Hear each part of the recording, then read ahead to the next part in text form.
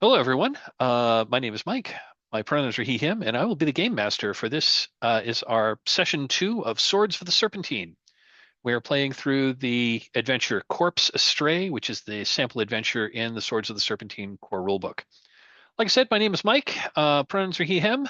We are playing this game through the Open Hearth Gaming online community. Um, let's just quickly go around the table and do a real fast introduction. Let's go clockwise on my gallery view. So, Sean, would you say hello? Hi, Sean, he, him. Um, don't know what else I need to say. And who are you playing? I'm playing Gaspard Tremont, a warrior, French, and very bored. Um, cool, awesome. Adam, would you say hello? Tell us your name, your pronouns, and your character's name and pronouns. Adam, he, him. My character is Il Capitano Pangration Marmagna, and also his pronouns are he, him. He is a minor noble and retired condottieri, vainglorious and audacious. Fantastic. Eliot, would you please introduce yourself and your character? Hi, Eliot, pronouns he, him. I'm playing Lorenzo, who is a sleazy thief. Cool. And Vyrrk. And I am Vyrrk, he, him, and I'm playing Cab, also he, him, the completely, absolutely normal priest who is in no way a sorcerer to an other god. Yeah, he in no way cast horrible dark magic last session to the and cursed a pirate ship. Yeah, that No. totally didn't happen. It must have been their imagination. Um, just going to mention we are playing with a set of nested safety tools. We've got the X card in play. We've established lines and veils. We're working with the open door policy. Um, we're all familiar. We've gone over those in the past, so I'm not going to take the time to do it now. If anyone has any questions about safety tools, feel free to interrupt, and we'll talk about them some more. But um, our lines and veils are to the players. Our lines and veils are on the safety and resources tab in our character keeper. Oh, okay. Also, if you can take a moment to to adjust your screen name on Zoom to toss your put your character name and then a slash or a pipe character and then your name, just so that I remember who is playing who. Thanks. So let me do just a quick recap. So our heroes were returning from an unsuccessful trip to recover a magical book for Imperator University in a nearby city. Um, you were unable to secure this book, and were returning we're returning to Eversink when you were attacked by pirates. The Squandered Hope attacked under command of notorious pirate captain Precia Cointongue, um, who she was an infamous pirate, so you knew her shtick was, um, you know, they weren't necessarily her reputation was, yeah, they were not. I mean, they were pirates, are not above killing people, but they weren't particularly bloodthirsty. They would usually give quarter. Mainly what they wanted was your goods. Anybody who got killed in the fight, Prussia would um, put a put a coin on the victim's tongue, would say some kind of right to a dark sea god, and would throw the corpse overboard. That had been her MO for years. For whatever reason, once you had defeated these pirates through your combination of excellent swordplay and using some pretty dark magic, um, you discovered that their hold of the pirate ship was full of rotting, stinking corpses, which is weird. Prussia was not doing her MO. She was not making her supplications to her, weird sea god. Um, and instead were they were just had corpses stacked like cordwood in the cargo hold. Um, between interrogating her and talking with other members of the pirate crew whom you captured, you realized that for whatever reason she had made a deal with somebody named Donastra, who you knew as kind of a thug, a pretty powerful thug and street enforcer, um, who uh, mostly hung around dockside, which is sort of like um, so Eversink is a bustling port. Some of the docks are like in like the good part, but then there's like some other docks that are not in a good part of town. The waters are shallower, and that's where most of the illicit stuff happens. Dynastra was an enforcer of like that area of Eversink, and for whatever reason, they were paying good money for corpses. So Dynastra was deliberately killing more people than she needed, keeping the bodies, and was bringing them to Eversink to sell. She doesn't know why. She just knew that the money was good, and that's what she was doing. So you've got this. You have this information. You've captured a number of the pirates. You've captured Dynastra herself. She's got a very big price on her head back in Eversink. I remember correctly, you at least ostensibly made a deal with her that you were going to let her go, like maroon her on a little island in exchange for like a treasure map. I don't think we've quite resolved that. Is there any, I'm going to toss this to the players. Was there any pertinent pieces of information that you recall that I didn't mention in our recap? No, that sounds about right. Yeah, I think that the treasure map, she claimed that it was roughly equivalent to the price that was on her head. So yeah, we decided if she gave up who she was dealing with, we would set her free. Or at least that's what you told her. What you actually do is totally up to you. Um, so, we're going to do scene 2 from this adventure. And this is going to be a pretty fast scene. This is going to be a montage scene. So there's not going to be any dice in play here. So Before we go any farther, just real quick, Christos, want to ask you, Mike, is it better if we don't go after the treasure because it'll keep us on this like little path that we're going on kind of thing, or is that also part of the adventure?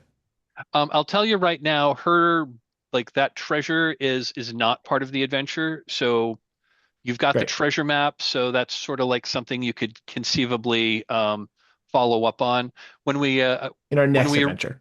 when this Got it. was originally going to be like a set when this was originally going to be a 7 game session 0 plus a 7 game series. I had some like notes on going treasure hunting. Um, so that would have probably been the next follow-up adventure was like, try to find Pressure Coin Tongue's treasure. We're not going to have time to do that. That was going to be like all separate adventure. So if Perfect. it's Just want to okay with you confirm so we're not guys, chasing a herring. I mean, if you want to do that, I would probably just do it as another little montage scene. If that's what you wanted to, if that's what you want to do, or because we really only have this session and the next to get through the rest of this session. So ideally, I mean, if you really want to chase that down, I'm happy to I'm happy to like improvise that Let's and skip. go from but we could skip it Let's and skip. pick it up Let's if we skip ever it. get this group together in the future. Cool. Let's Thanks make for the bringing. main thing the main thing. Awesome. Thanks for bringing it up, Vyrrk. Yeah, I hadn't really thought about that angle. Okay, so we're gonna do a little montage scene here. Um, Basically, I'm gonna like ask each of you in turn to like tell us about the journey back to Eversink. We're just gonna narrate it. There's not really gonna be any dice hitting the table. It's just gonna be just a little bit of you know just a little bit of narration. So um, I think I'm gonna start with Sean, and I'm going to ask you. After your encounter with pirates, your ship encountered another bit of trouble on the way back to Eversink. Um, you know, and I'm going to ask you, what was the trouble? Was it more pirates? Did you hit a reef? Bad storms? Sea monster? What did you, or something else entirely? Could it be that we were waylaid by like a naval vessel out of Eversink? They know that there's piracy in these here waters, and they want to be doubly sure. They've of course heard about this stuff, so they're stopping every ship. Probably wanted to interrogate us and maybe our captives. I don't know. I don't know if maybe we had to, the more social among us had to, that is to say, not Gaspard. Well, he's got a little charm to keep them out of the brig to make sure they don't find our captives necessarily. But that took us some time. It's like getting Okay. stopped by the Coast Guard. Got it. So you got stopped by the Eversink Navy. Okay. And Elliot, how was you know, how did things go from bad to worse in this encounter? They came aboard to search our ship and unfortunately came across some of the contraband that some of the crew members, I won't say who, had decided to kind of stow away, and there had to be we almost all got kind of thrown in the brig, hauled in to stand trial for smuggling. Oh, got it. Like I'll just say, if I'll throw a little color on that. The Navy, they found the pirate loot that you had stolen from the pirates, and that made them think that you might actually be pirates yourselves. Awesome. Um, Adam, how were you able to straighten this out? Well, of course, my connections. As a member of the city's ancient nobility, I recognized the captain of the essentially Coast Guard cutter or whatever, and recalled to him the our disparate but still present family connections, and was able to untangle this mess. Fantastic. And Vyrrk, would you describe what it was like? Could you describe what it's like returning to Eversink? Yeah, I think we actually had a fairly quiet trip back, and I think there's a couple scenes of like Cab taking, the equivalent of confession in this world from some people and being like, "It's okay, my son. The priest, the goddess understands that you gave in to temptation and had to give that charity to that child. It's okay. She'll forgive you one day."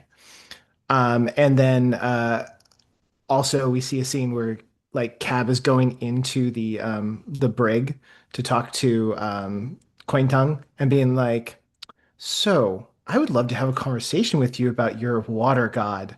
You ready?" And then like doors close behind them, kind of thing. I love it. That's fantastic. Uh, there's a blurb about Eversink I was going to read, and I'm not finding it. Oh well. Um, Give me just a sec. I don't have it right in front of me. There's some uh, the designer wrote a pretty cool like description of what it was like to enter Eversink. I was going to just read that, but I can't find it. Um, so as you approach Eversink, you see land on the horizon. You get closer and closer. And you smell the city before you can make out any of the real landmarks. The city it's in the delta of the Serpentine River, so you definitely get that smell of like brine and silt and the vegetal smell. You get some unpleasant sense of the sewers discharge from the city. This is a major city. But then as you get closer, like you hear you get different smells. You get smell you get you you hear you catch the smell of like like the fishermen, like the fresh smell of like the freshly caught freshly caught fish. As you get even closer to dock, you start smelling the the delicious aroma of the various street vendors that are selling all kinds of delectable street food, spices. You pass another ship that's bringing spices from far away, and then the city itself. It is a city on many levels. There are towers, there are spires, there are banners flying of various colors. Um, and the largest building in the city is kind of in the city center, which is the Temple of Denari. It has a central spire which just goes hundreds of feet above the cobblestone streets. And you can see from the spire of the cathedral is a flag which is both uh, the flag of the Church of Denari and the flag of the city of Eversink are one and the same. So that is the flag that is flying from the spire in the center of town. As they So should be. exactly. And as you approach Eversink, you all feel it. Just this sense of belonging, this sense of this is where this like Eversink, this is the center of the earth. This is the best place to live. It's just almost like supernatural feeling that you feel because you just know that the goddess Denari has blessed this city. And out of character, that's actually a game that is actually a game mechanic effect in the city of like when you are within the city of Eversink. Denari's blessing kind of suffuses the city and gives everyone this like sense of home and a sense of purpose and a sense of belonging and a sense that you really do want to be here. And that's actually one of the reasons why casting externalizing magical corruption is bad because in areas of magical corruption that suppresses Denari's blessing. But yeah, you just feel good coming home, and it's just you just kind of like feel it in your chest that oh, okay, we're home now. Let me hop back to the adventure.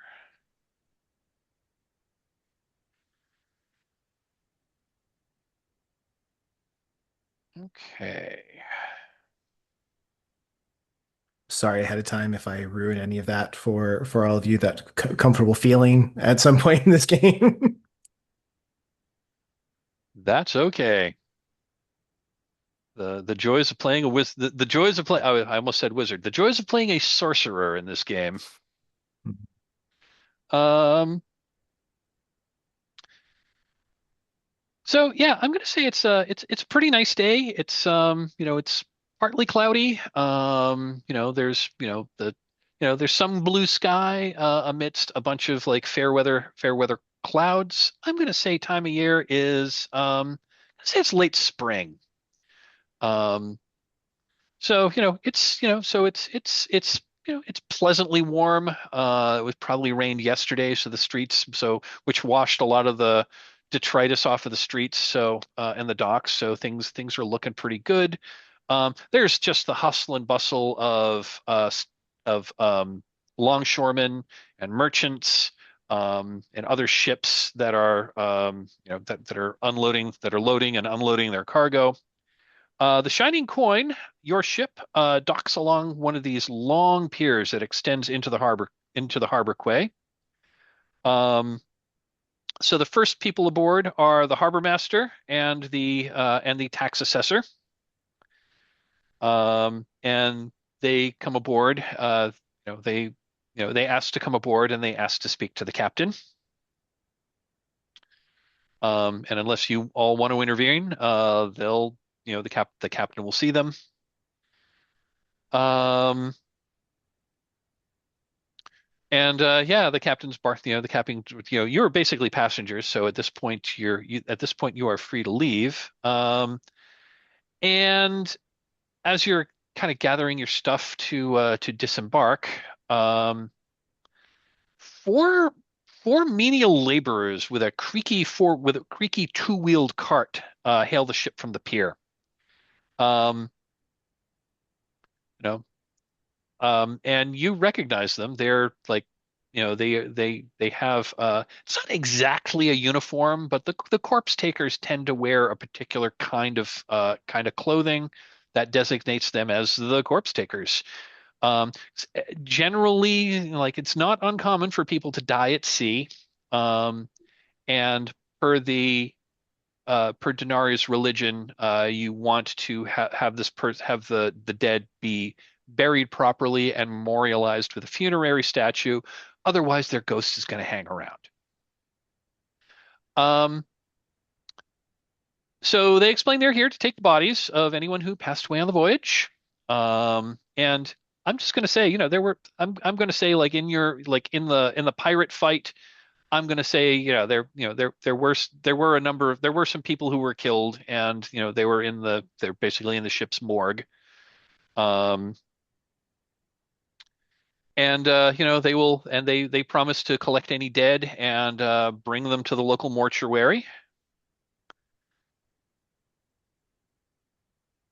Um, and Yeah, so they're calling out to. I mean, so they're I think they're working with like the first mate, while the captain deals with the harbor master and the tax assessor. You are anyone who wants to be in earshot of this conversation can be, and you can feel free to you know feel free to hop in. I would definitely like to hear what's happening, what they're saying. Got it. Let me take a quick look at your characters. Um, Also, I think why when I see the corpse takers, I think I'm gonna to say to Gaspard, I think that your boredom might finally leave you. I think we're gonna have some tailing to do. Hmm. Do we know if these are actually the corpse takers or are they a mockery? Do we know? well, I Only will one way to say find if out. anyone, yeah,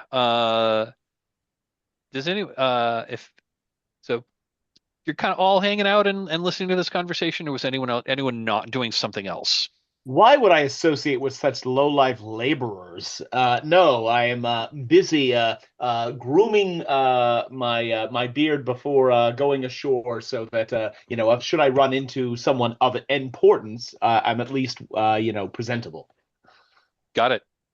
Looking here, Cab, you have liar's tell, so I'm gonna give, since this is Gumshoe, I'm gonna give you a clue.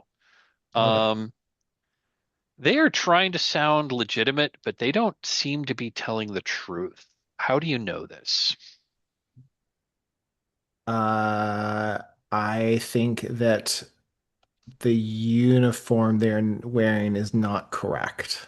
It's the corpse takers are usually actually more put together than these guys are because they take their job seriously, and these guys are just picking up bodies. Love it. Fantastic. Spard, you've got Charmed.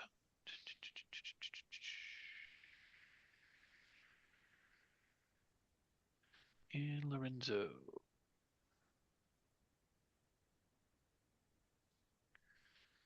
Yeah, okay, yeah, that's there are a couple of other there are a couple of other skills that would give you like something different information, but looks like Liar's Tell is the only one that is in play here. So yeah, and you were told in your interrogation of Fresha Coin Tongue that you know that you knew there were like illegitimate corpse takers that were here. So you know that these aren't really the corpse takers. Um, However, the first mate does not appear to notice anything wrong, and this is just part of the normal. This is part of normal business. So he orders a couple of crew members to like bring some stretchers up and bring. I'm going to say there. I'm going to say you've got four corpses aboard, and they have some sailors bring out the corpses, and unless you want to do something else, they're going to hand them over to the corpse takers. I think I get kind of like our little group together when I see them starting to get the bodies out and stuff, and I'm gonna be like, including Cabantino, and be like, my friends, those people are not corpse takers. I think they're who we're looking for. Hmm, really? Should we follow them or should we interrogate them now?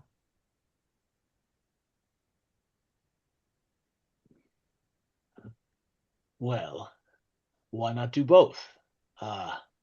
We could delay one of them with some sort of excuse, allow the others to take the corpses, trail those, and deal with the one. Capitano is obviously proposing a plan that is going to greatly complicate things and probably does not have a strong chance of success. I've worked with this guy before in real life. I mean, like, I'm gonna say tailing them would probably I'll just tell you above the table. Tailing them would probably be easy. You know, you could also try to confront them and like try to pump them from information. That might be a little more difficult. I suppose they've done nothing that is obviously illegal yet, so perhaps tailing them is the best choice. I believe that caution is the better part of valor sometimes, and I believe Caution! that At the mere mention of such I'm going to say dishonorable, ignoble sort of trait, Marmagna recoils, and he looks at you with clear disdain. Oh, I think Gaspard is also looking at you with disdain, but reacting to valor. amazing. So it sounds like you want to like let them do their job, but then discreetly tail them. Is that your plan? Or did I misunderstand? I think that's Think so. exactly the plan. Okay. Yeah. Before we get to that, I did have one other thing I forgot to establish before we got into Eversync. Um, did you is Pressure Coin Song still in the brig on this ship, or did you actually maroon her on an island? Marmagna would have advocated for following through with the agreement and marooning her. Yeah, I wouldn't have cared. He got the information he wanted out of her. Okay.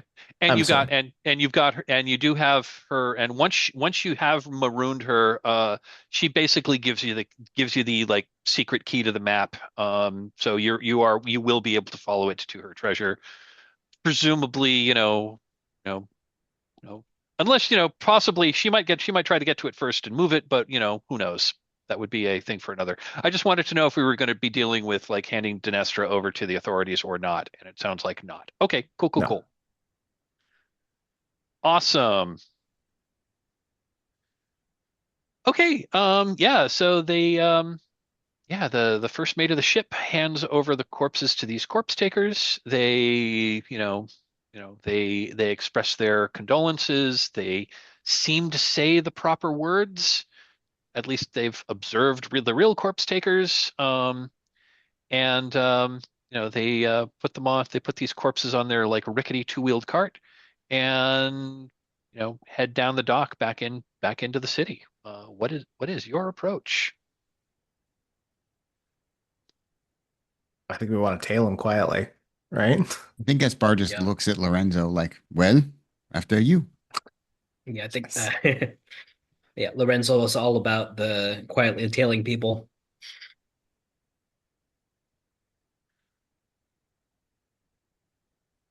Okay. And you start telling them. So I think. Oh, one other thing before we go on. Everyone should refresh all of their investigative and general points that we spent last session. So you should be back up to everyone should be back up to full pool points. Um, the refresh tokens do go away at the end of the scene, so we're back down to 0 refresh tokens. What about any health damage? Health damage. I'm going to say there has been enough time that I'm going to say yeah. There's been enough time. You can go back to full health. Excellent. Because that usually refreshes after a few days of rest, and you've mostly been just like hanging out on the ship for a few days. So yeah, anyone that had health or morale damage from the fight, go ahead and put yourself put yourself back up to full.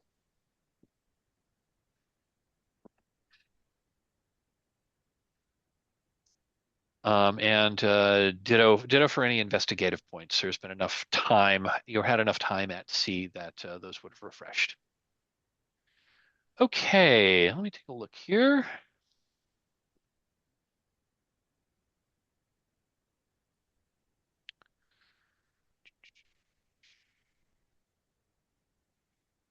Yeah, so you haven't confronted them, so I'm not going to give you that information. And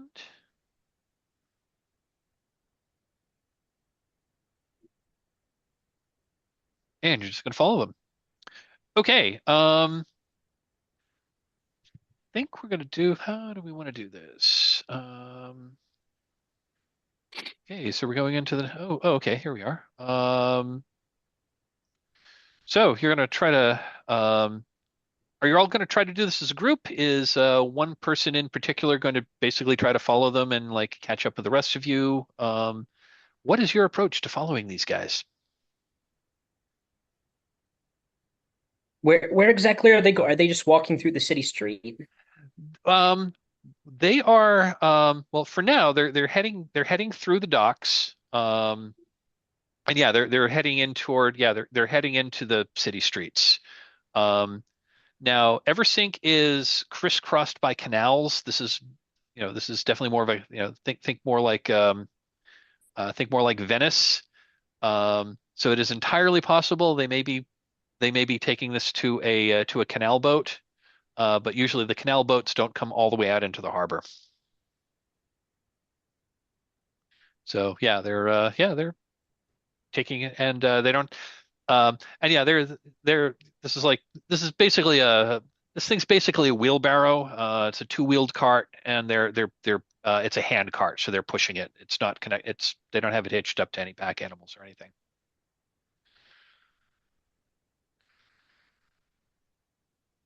Let's see here. So mechanically, anyone who has if you just want to tail them without if one person wants to tail them without being seen, if you've got a point of skullduggery, you can just tail them. You can just tail them without being seen.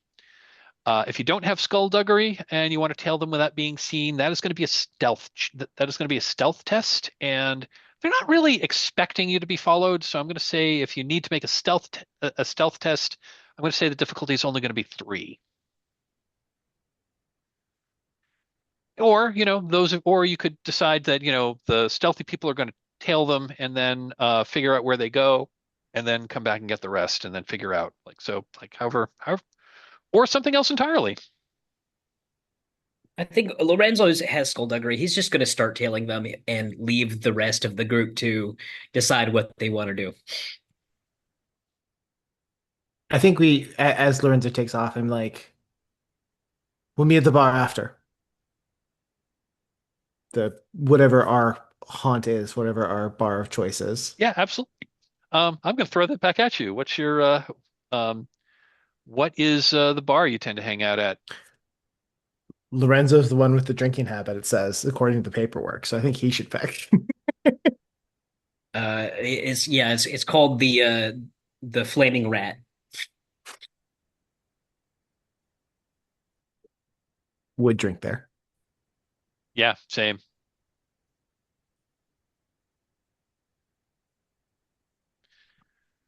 So yeah, so they are taking this. Okay, so Lorenzo, you're the only one who's actually telling them. Uh, No one else is going to make the attempt. Okay, cool. So yeah, you are able to follow at a discreet distance, not draw attention to yourself. And yeah, they don't seem to have spotted you as so they go through dockside and they turn right and they're heading toward a section of town known as the Tangle. this is the worst section of town. Um, it's called the Tangle because the streets are narrow. Um, yeah, streets are narrow. The people who live here are often kind of shady. This is the poor section of town. There's a lot of, there's a fair amount of street crime. Although I will say, in its defense, this is where all the best street food is in the Tangle. Um, yeah, you're able to follow them at a discreet distance. They go down some kind of like narrow, windy streets till they get to a canal. Um, And from there, there's a small canal boat that's tied up, and there's a couple of other people on the canal boat, and they clearly know each other because they get up and they start unloading the corpses from this rickety cart and putting them on the canal boat.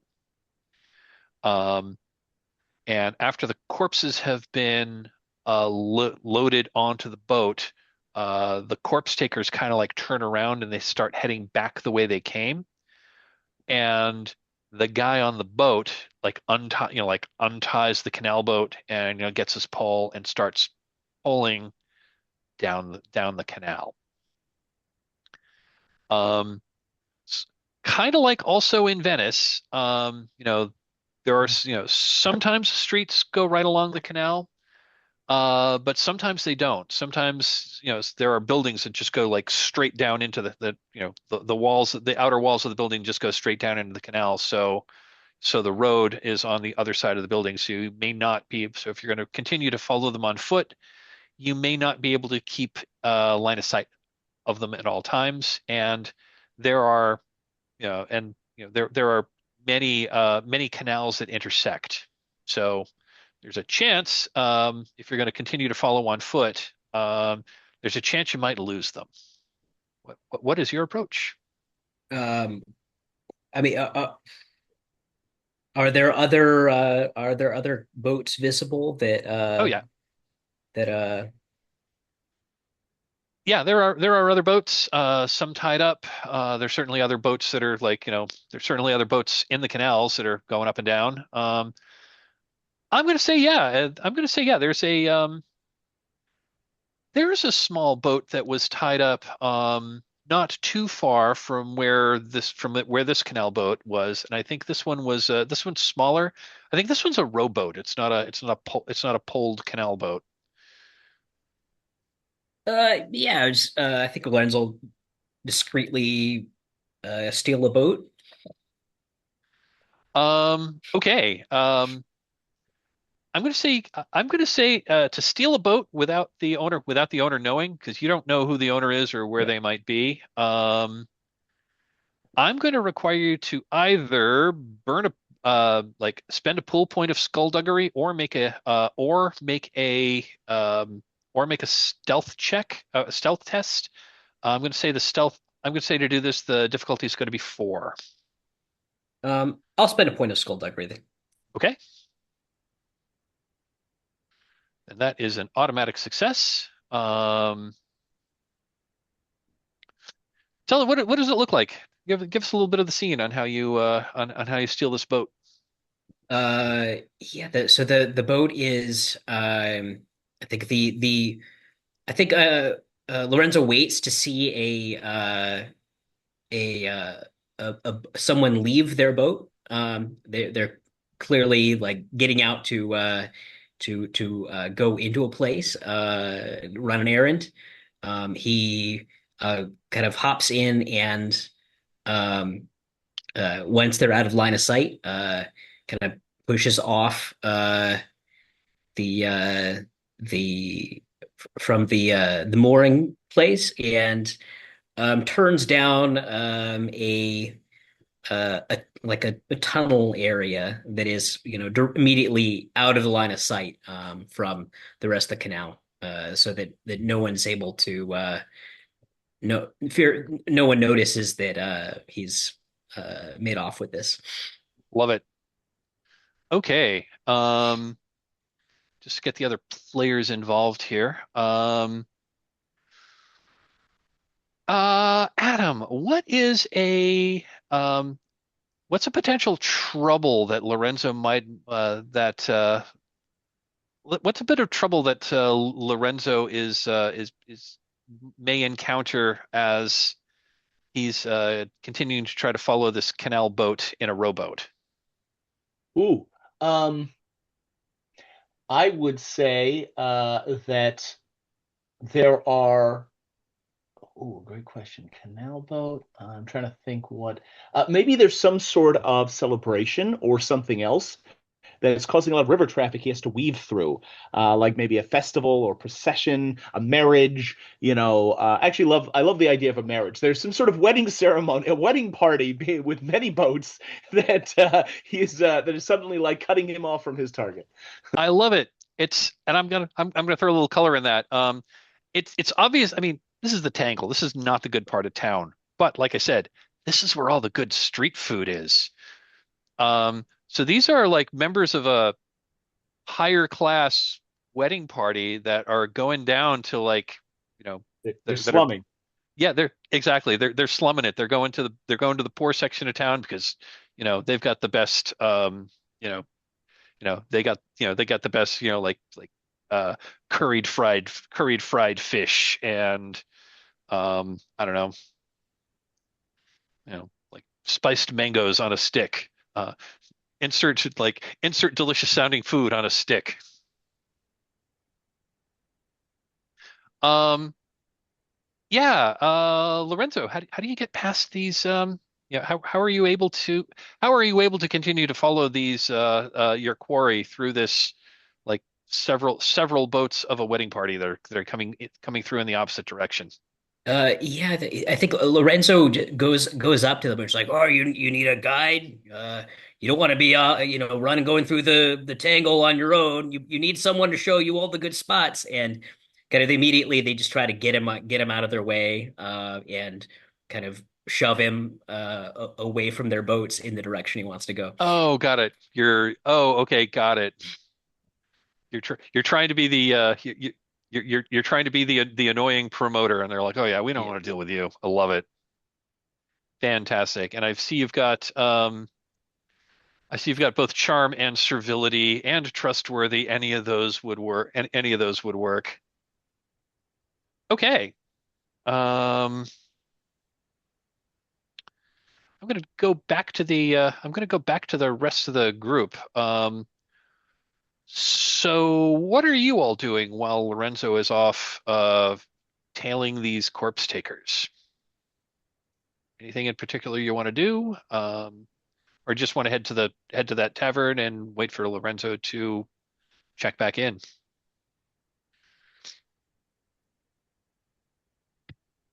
Well, I think we have another lead, which is this Dynastra person.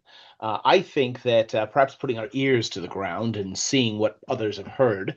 I have contacts with the City Watch. Perhaps there are others who you might speak with, who might be able to tell you a bit about why she might be collecting corpses and a bit more about who this street enforcer actually is or who they represent.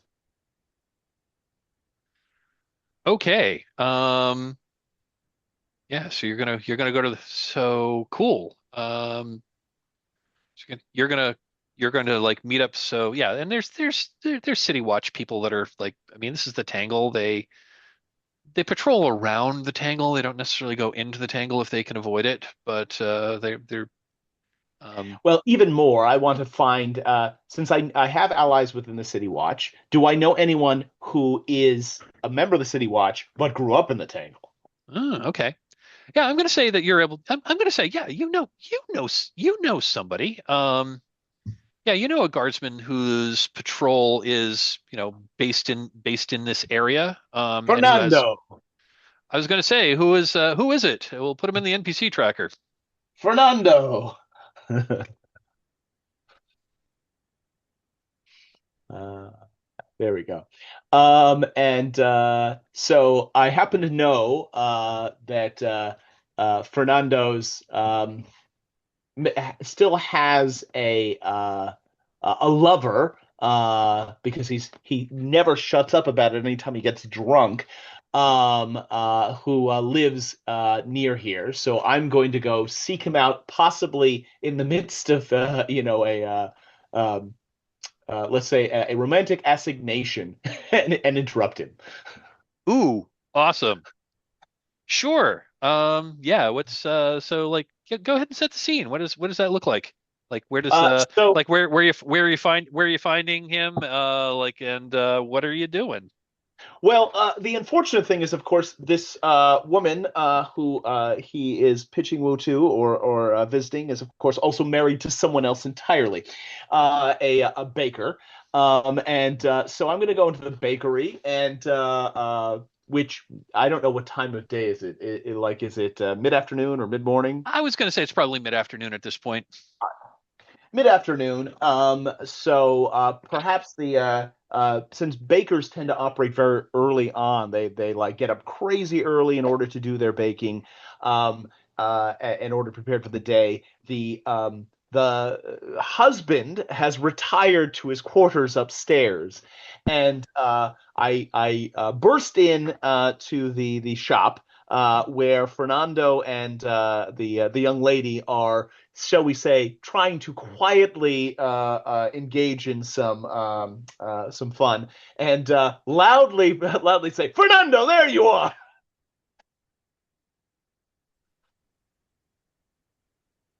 Huh? Huh, huh, huh, uh, Leave my, off that nonsense right now. I have, you can go back to your kissing and such later. I have more pressing matters that demand your attention."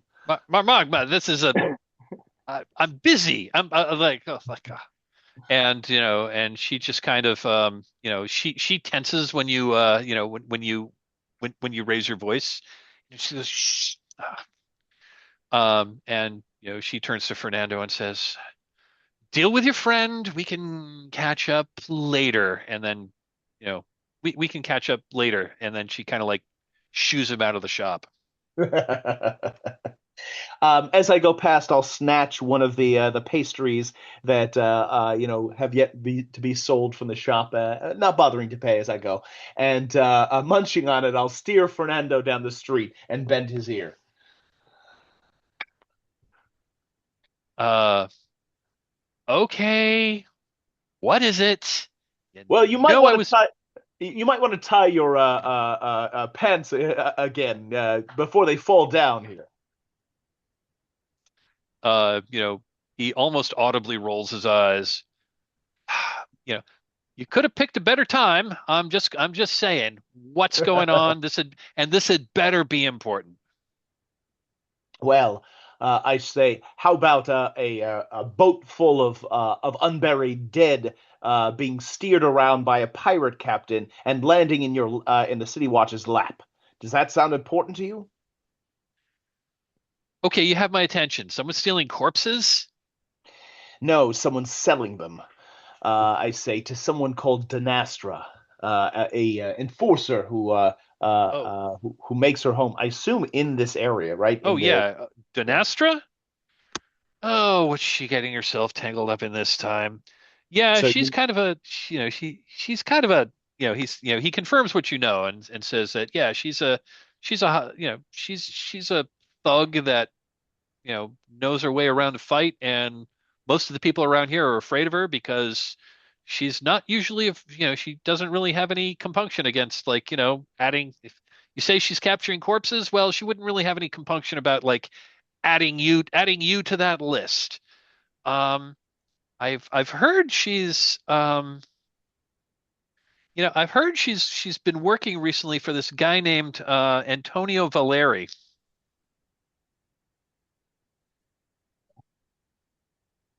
who is do you know who this fellow is, or where he may be found? Well, I mean, he's got a place in the Tangle. He's well, I mean, it's going to be hard to miss his place because family owned a big house that was here while the Tangle was before the Tangle became the Tangle, back when this was a more prosperous part of town. So yeah, he's got a big townhouse. Um, he's got a big townhouse, and I guess he's got some money. Hmm. Do I recognize, given the fact that apparently his family once owned a house, do I recognize this as a member of the nobility, given that I have a connection to the noble houses? Give me just a moment. I guess specifically the ancient nobility.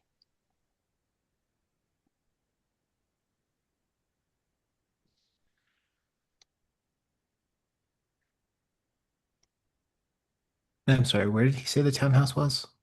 It was here. It was. In the Tangle is what he said. It's in the In the Tangle. Tangle. Okay, thank you.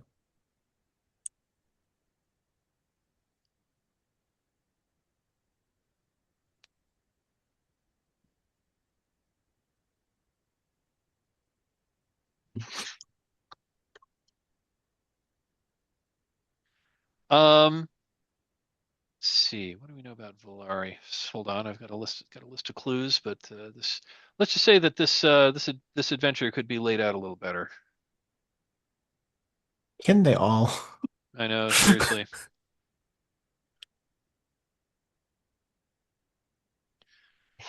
Um.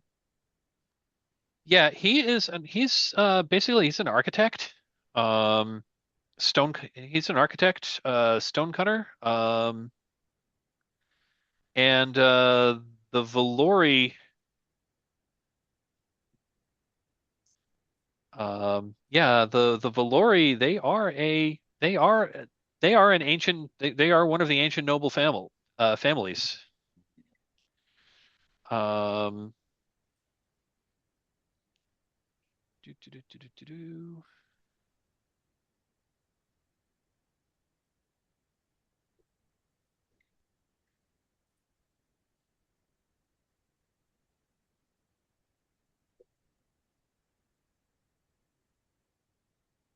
Um, or he should say, he lives in the Tangle. He calls himself Valori, but a member of the Valori would probably not be living in the Tangle. He's probably connected, but he's probably not. Again, just from what you know of ancient nobility, you know the Valori family, but you don't know of anyone who would be living in the Tangle, and you haven't heard of anyone. And yeah, you haven't heard of an Antony, of an Ant. You haven't heard of an Antony Valori. I'm going to add him to the NPC tracker list. Got it. Is it Please go ahead. is it Valori or Valeri? I know that's like It's minor, but I'm just trying to figure it out. Make it sure. is Valori. I'm sorry. Valori. It is Thank you. Yeah, Valori. thank you. Valori. Um,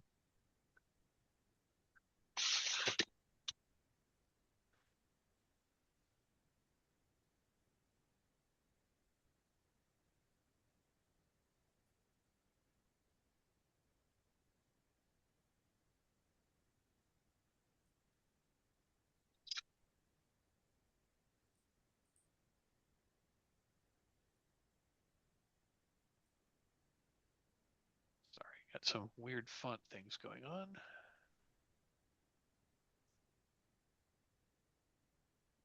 I don't want that to be underlined. Why is that underlined?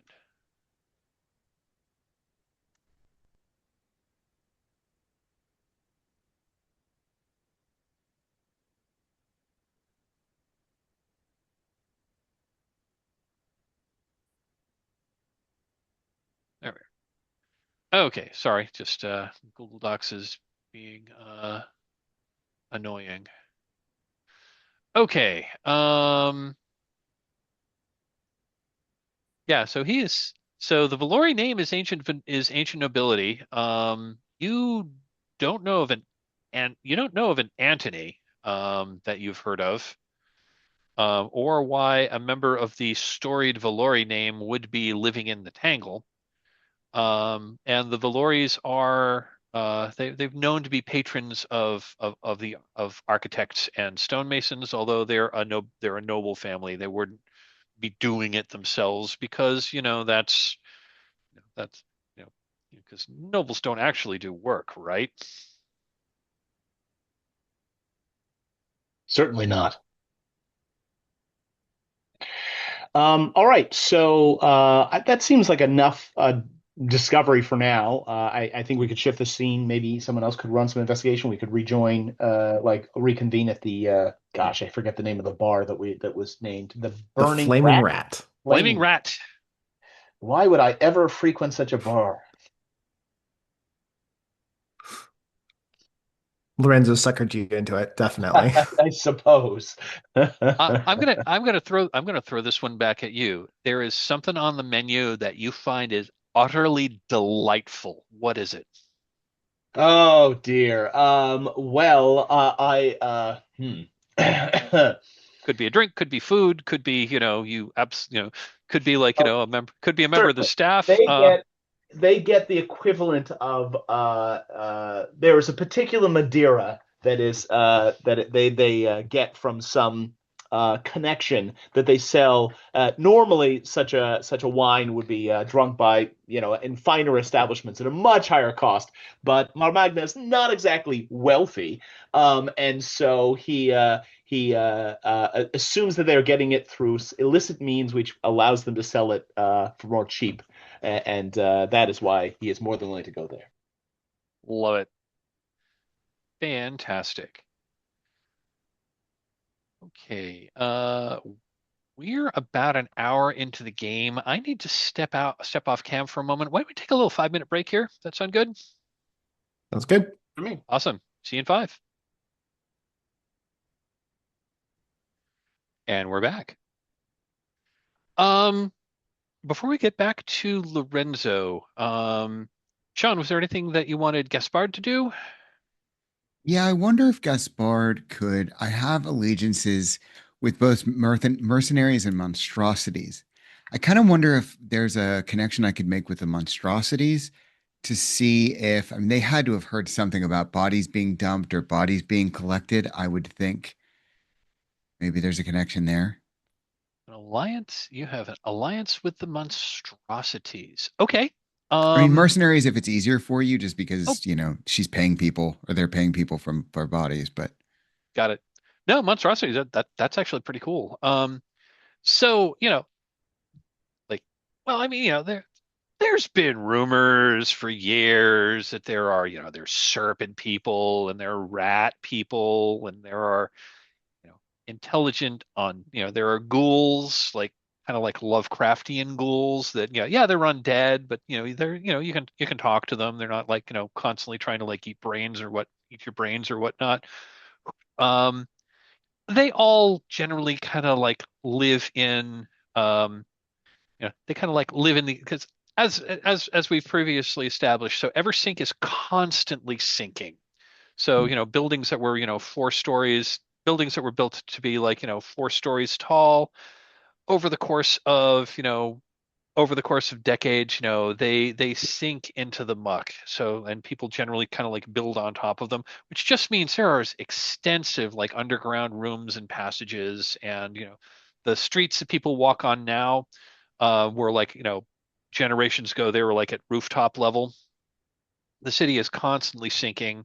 There doesn't seem to be an end to it. Nobody knows why, but that means there's all kinds of passages and extensive. There's, to put it in D&D terms, there are extensive dungeon levels all over the place in Eversink, but there are basements and sub basements and sub basements, and the sub basement that you get down to when you look around, it might have been like, it was clearly a grand entry hall at one point when it was at street level, and now it's 50 feet below the surface.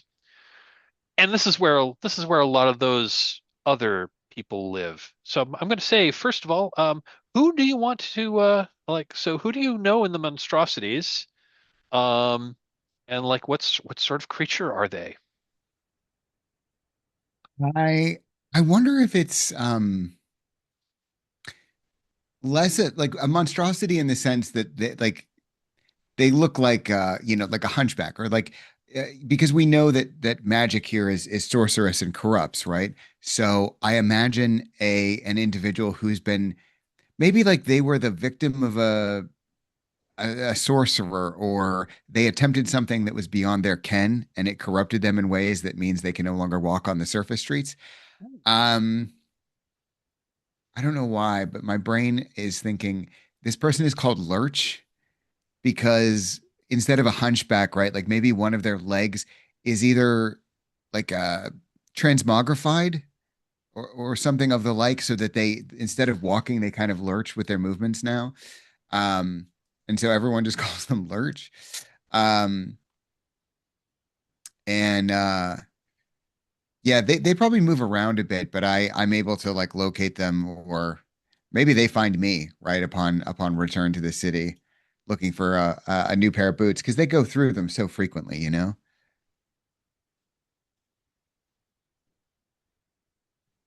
So yeah, yeah, you know Lurch who lives in who lives in like, he lives in the Tangle. Yeah, absolutely. How do you make contact with him?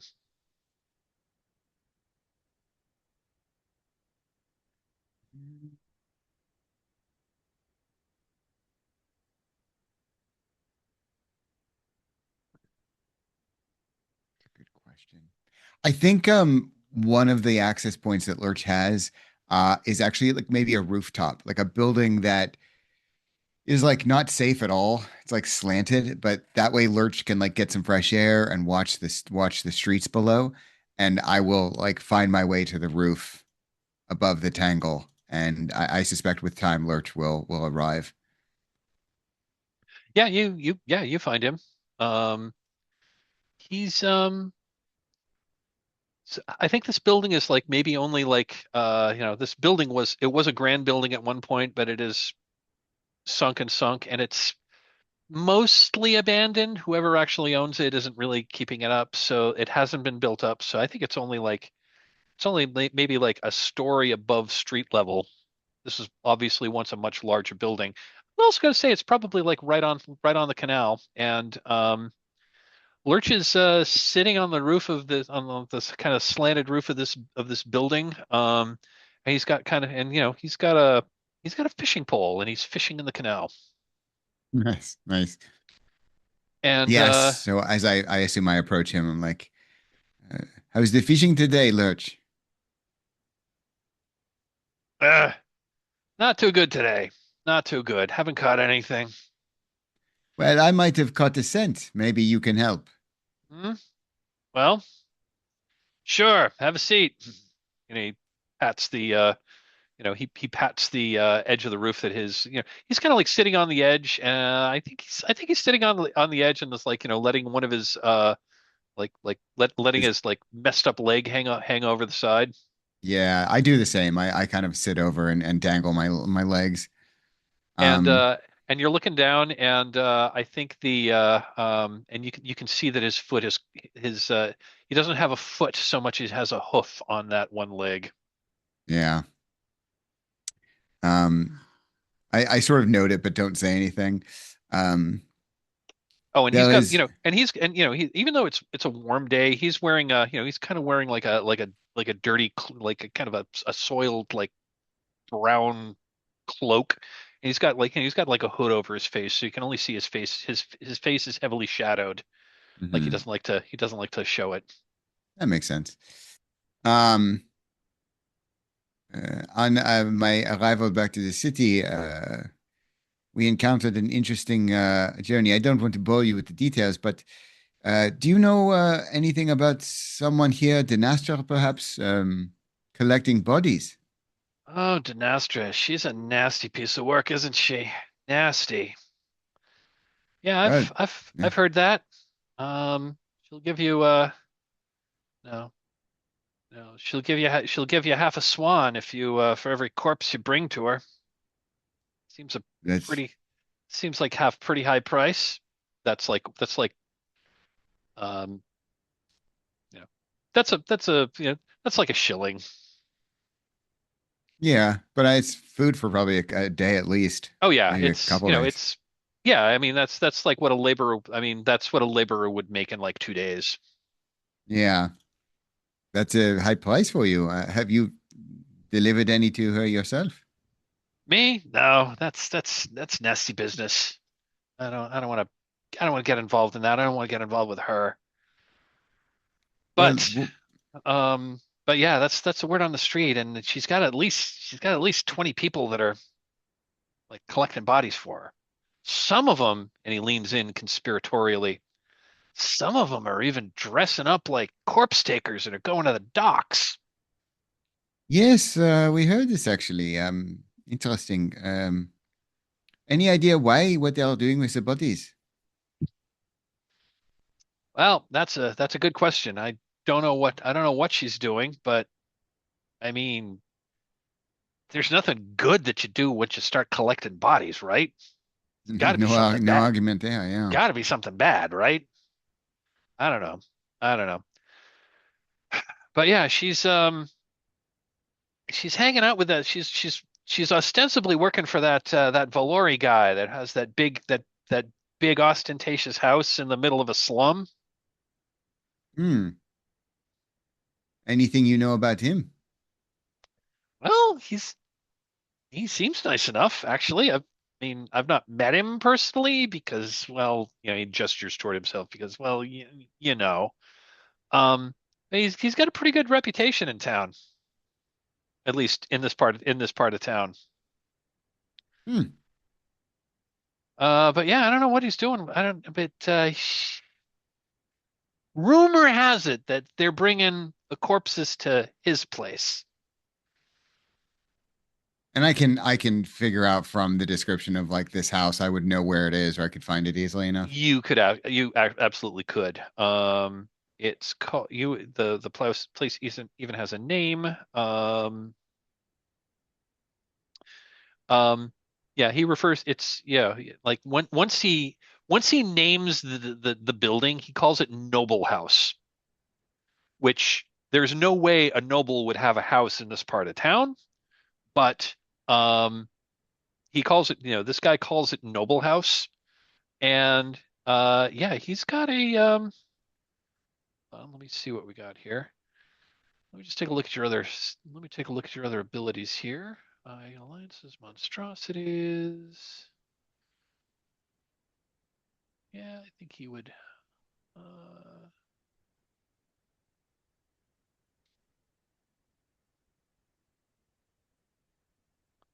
yeah. He just says, yeah. He calls it Noble House, and he just says, yeah, it's this. And he basically tells you where it is. I'm going to ask you. Is the Tangle the kind of place that Gaspard would know? Again, this is like the seedy, like roughest part of town. I think the only reason Gaspar would find himself here is just to pick a fight because he's bored. Like when Okay, he's here, he doesn't want to spend time here. okay, cool.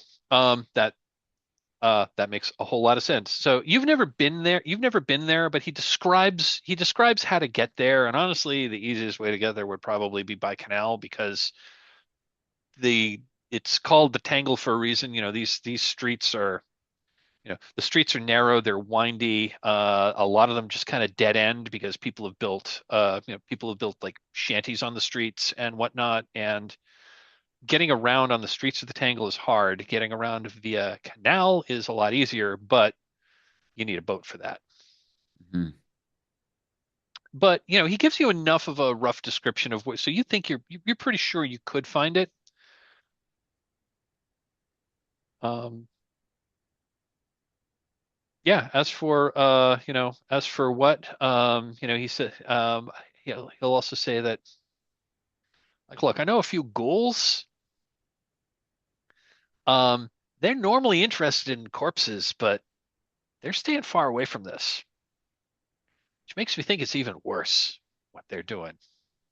And I would know what about ghouls? So ghouls are um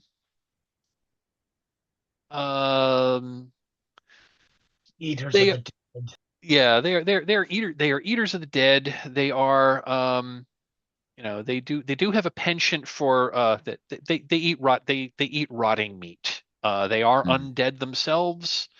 Um they can but they have a test they have a taste for like rotting human flesh, so they will eat the dead. Um but they are they're not mindless monsters. They are, they are intelligent. They are, you can have a conversation with them. They're not like mindless monsters. But why At the same, would you? yeah, exactly. They're not mindless monsters, but at the same time, they can be dangerous. But they can be civil if they set their minds to it. But even them being rot eaters, they won't go near these bodies. Yeah, they don't. Well, I don't know whether it's. Yeah, they're not. They're not interested in whatever business there is. Wouldn't surprise me if they knew more what was going on than they told old Lurch here. But anyway, I think there's something bad going on there. Well, I appreciate it, Lurch. Thank you. I will keep you in mind when my payday comes through, okay? Oh, that'd be great. He like slaps you on the shoulder. Gaspard, you're a good guy. Glad I know you. Ah, the feeling is mutual. And I'll like pat him on the leg, the weird leg, and like hop up off the roof and descend. Cool. What is Cab up to? Cab is very much like it's been a rough trip. He's gonna go to the Flaming Rat and just like set up at their table, get everyone's things ordered, and he's going to he wants to like talk to the bartender a little bit and kind of like pick at him a little. Okay. Um,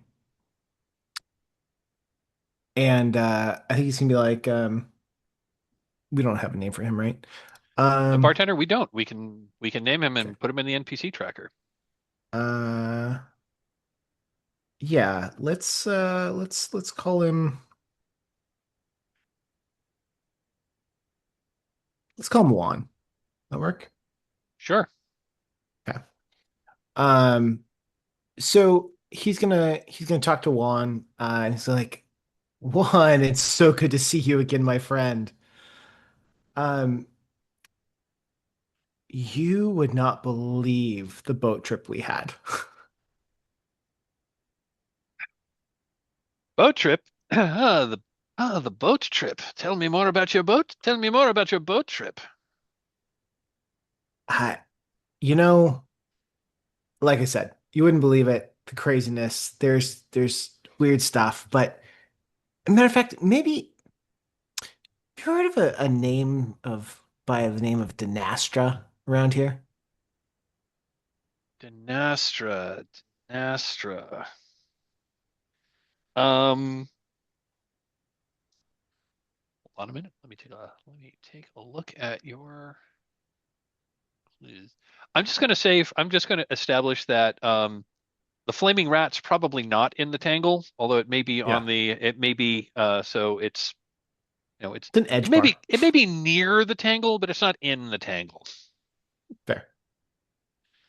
Let's see. What I just want to just looking at your investigative abilities here.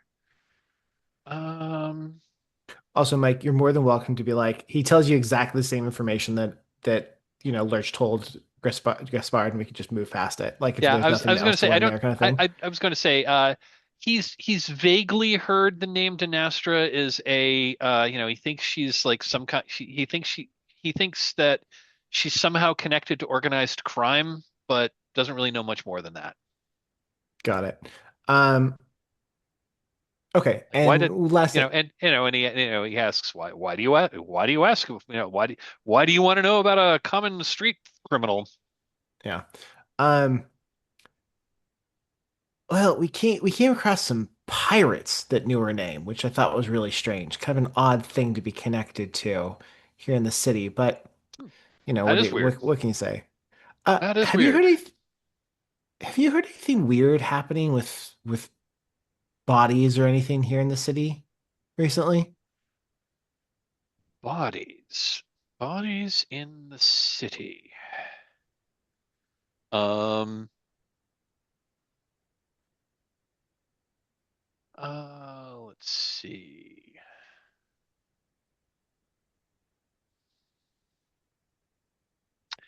He hasn't. He hasn't, and I'm just gonna say that, he doesn't really have any. real information, but as you're Okay. talking with him, your mind is you're kind of like mulling things over, and just with your knowledge of magic, um, you can think of a whole lot of not good things you might conceivably do if you were collecting corpses. It's just collecting corpses, especially with a pirate, and like you're thinking this has got to be somehow connected to like necromancy. There's you can't really think of anything else that it could be. Okay. I mean, I guess the only other thing is if you're trying to like raise an army of ghouls, you could conceivably like that'd be a good way to like they generally aren't that interested in money, but ghouls would like to eat like particularly nasty corpses, but that seems like a lot of work for not a lot of payoff. You're thinking probably necromancy in some sense. Okay. And that's you just kind of like come to that conclusion while you're talking to the bartender. Okay. All right. Then he's just gonna end up with he's like, you know what, Juan, don't worry about it. I understand. I know weird stuff in the city. But anyway, I want to make sure you get the drink right because when Marmagma is coming back, he's gonna be here in a little while, and you know how he gets if you get his drink wrong. So make sure you get out the bottle. He said, "Oh yeah, Marmagna and his Madeira. Yeah, I got some. I got some. Right on. Pour it all up. They'll be here soon. And Excellent." then So meanwhile, in the canal, I'm just going to tell you what you observe. So they pull that canal boat. You know, it's kind of like going deeper into the Tangle, and the canals are getting kind of narrower as you get farther inland. Um, and they get to um, a larger building than many of the others that are here in the Tangle. It's a stone building. It's got 3 stories above the above the canal, and there is basically like an opening in the wall of the canal that goes kind of like an arched opening. Goes maybe like 8 feet above the water line, and they pull that canal boat like into this opening. Now, this is not totally unusual. It is unusual in this part of town. It's not totally unusual for um, buildings that are like right on the canal to have like an opening, so that you can send a boat like directly into like like a boat access level that's like right on the water line at the um at the at like the basement level of the house. So that's not it's not super unusual in general. It is unusual to have that kind of architecture here in the Tangle. But they pull the boat you know into this opening into what's essentially a private underground dock. And they these things do exist in Venice in the real world. So it's got a parallel here. So it's dark in there. Um, so you can't really see what's going, but you know where they went. Anything else you want to do while you're here? Yeah, I just want to do a kind of circuit around the perimeter of the building just to see if there are other exits, entrances, any distinguishing features about the building. Okay, yeah, so it's like right along, I mean, it's right along the canal. There's again, there's like an opening in the, in the brickwork of the edges of the canal, and the building is built like 4 stories above it. And there's more like, it continues on. There's like, like row houses. There's a couple of alleys that you can see that are at street level. And there's a and there are a number of like wooden docks along the sides. Or again, there are a number of wooden docks that are along many of the buildings that you've been going past. I will say that at least from the canal side, this, uh, the facade of this building, is made of, for one, this is a stone building, and it looks like it was made with, um, the masonry that was used to build this building, is looks like it's a very high quality stone. And from what you can tell, I mean, you're probably not really an expert, but it looks like it was really, really well crafted. It looks like this building is in much better shape than nearly any of the other buildings around it. Is this like a residential area, or are there like commercial This part, shops or well, this part, I mean, there's no zoning laws, especially in this part. This part of the Tangle. It's kind of a mix. There's not a lot of legitimate business that goes on around here, just because there aren't a whole lot of customers that would be spending a lot of money. But there's a lot Mhm. of there's a lot of illegal and like under the table, business transactions that goes around here. And again, this building, most of this is like a poor, rundown, crime-ridden part of Eversink, and this building looks out of place. um okay. I think um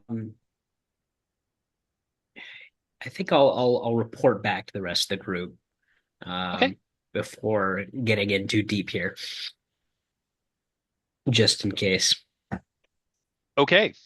Um, yeah, if you like go at some other dock and just kind of like, watch it for a little while.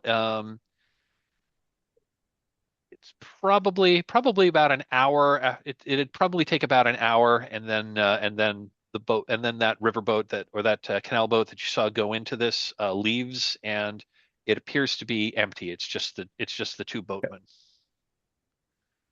Uh, and it doesn't look like there are other there's any other entrances or exits From here? the canal, well, from the canal side, Mm, not really. I mean, okay. again, there's a wooden dock you could put a boat Yeah. next to that's near there that would bring you up to street level. Um, and again, there's an alley on either side of this. There's an alley at the street level that you can see from the canal. Um, Are there windows in this building? yeah, there's like probably not on this floor, but Yeah. on probably like the second floor. There are windows that go in this direction. See if I can just peek through a window.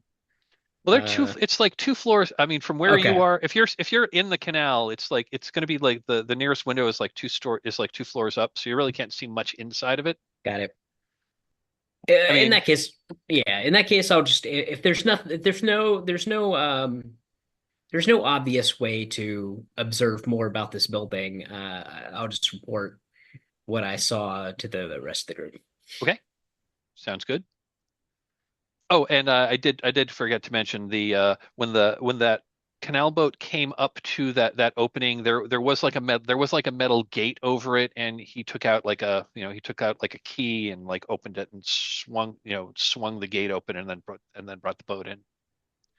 And then as they leave, he closes it and locks it again. And yeah, so I think we're going to reconvene at the tavern. You are all at the Flaming Rat. It's I think at this point it's probably early evening, like, dinner time. I'm guessing you're probably discussing what you'd learned over dinner at this point. But the sun is definitely set by now.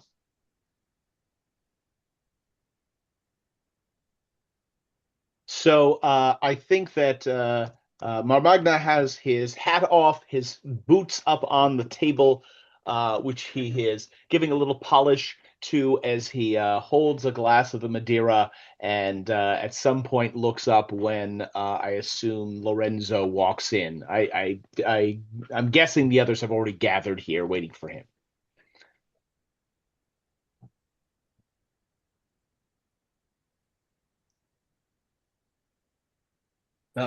Yeah, I think Lorenzo has to do a kind of a quick circuit around the bar to collect money from a few people he who owe him a little bit. But he'll join the rest of the party. Um, Kind of report the look this odd looking building that he found and see if anyone else found any information.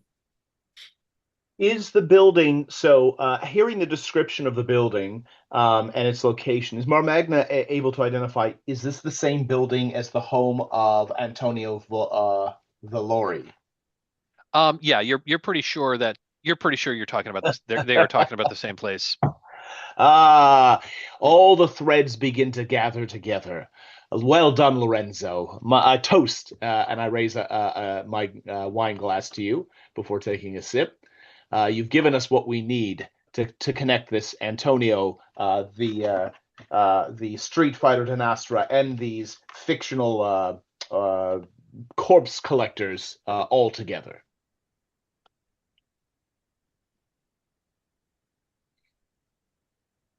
You know, gentlemen, I've been pondering this. And why would someone, no matter who they are, need that many bodies? It it has to be something of the dark, something deep dark sorcery, something like necromancy or something. I think we should be very cautious in whatever we do going forward. Is that not what you do, the necromancy? No, no, no. All of my powers come directly from the goddess. Well, to your point, Cab, my contact tells me that the ghouls who are traditionally hungry for, man meat won't go near these bodies. So I think you may be onto something as well. Marmagna shudders when you mention the ghouls with revulsion.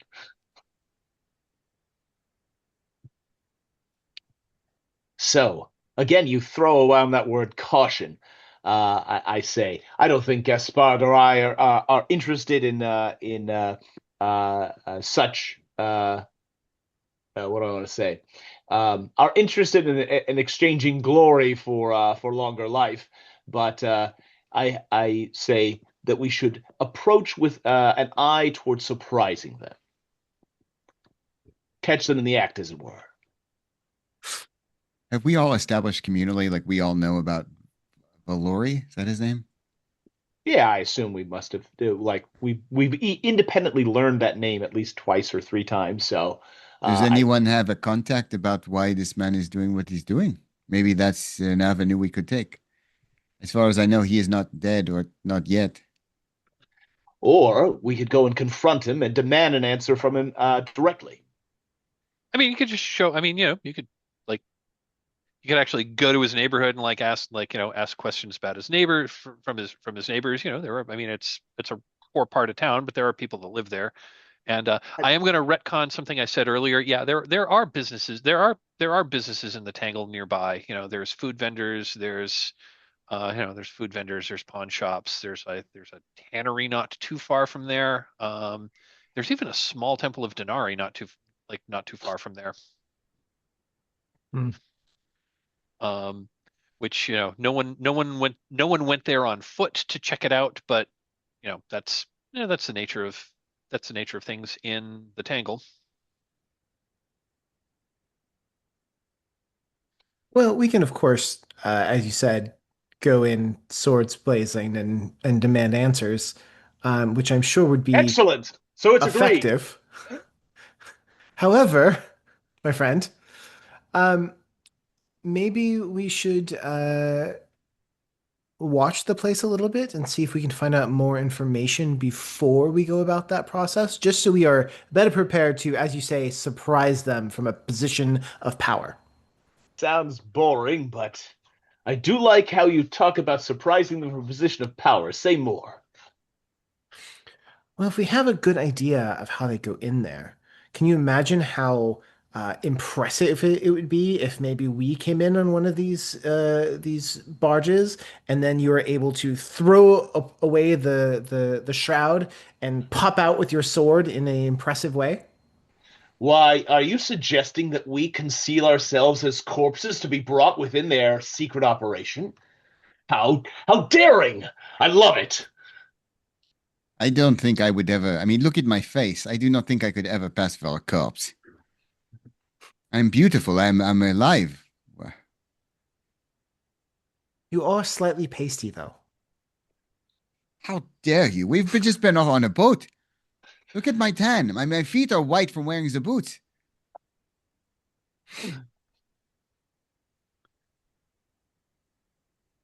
Well, I'm just saying it might be worth going and taking a look around there first. That's all.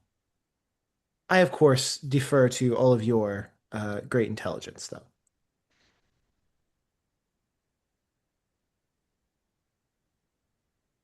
I think looking around would not be a bad idea. I would like to know why some maybe nobleman is collecting bodies. He's no noble if he's collecting bodies, I'll tell you that. At least not worth the name. Do, He do you dishonors.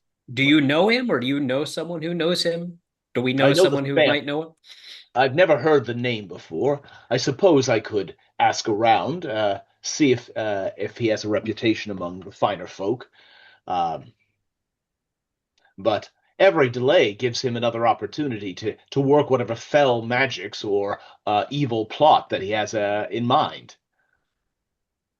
Can the city afford such?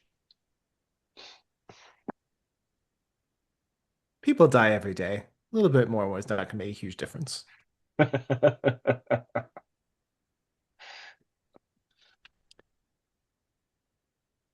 Very well. So, um, I'm happy to take the opportunity. I can go, it being evening, maybe find or invite myself into a party of the upper crust and ask some questions of them to find more about this Antonio figure. Others could stake out the establishment, the home, and then in the morning we could again gather. Like if we're interested in getting more data, or we could just or secret tunnels into under the building. You have many options. What do you wish to do? Yeah, if you so Marmagna, if you wish to, I mean, Well, you know this allow thing. me to If you want to express like, an intent. Allow me to express intent at a meta level. I'm not really interested in faffing around if we're not learning something more profound. Like, I'm happy to say I go and do this thing, and you say you learn nothing more profound about this person. That's preferable to us spending a lot of time in a scene where we don't get any actionable intel. understood. So, yeah, Understood. So, but yeah, that totally makes sense. So yeah, if you wanted to, so Adam, if you wanted to have your character like, you know, head off to like a to like I mean, you've got the allies with the ancient nobility, so like you would know where there is a party from the upper crust that's going on.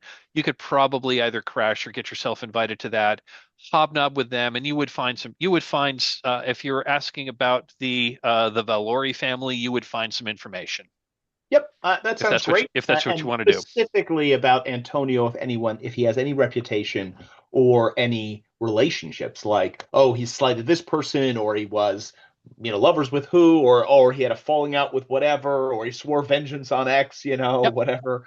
Okay. Okay, so yeah, so if you want to go find a party and like try to do some name dropping and see what you can find about the Valori family and Antony and Antony in particular, yeah, we can absolutely have that scene. And I'll tell Sounds I'll like tell fun. you right now, you're gonna find some actionable information there. Excellent.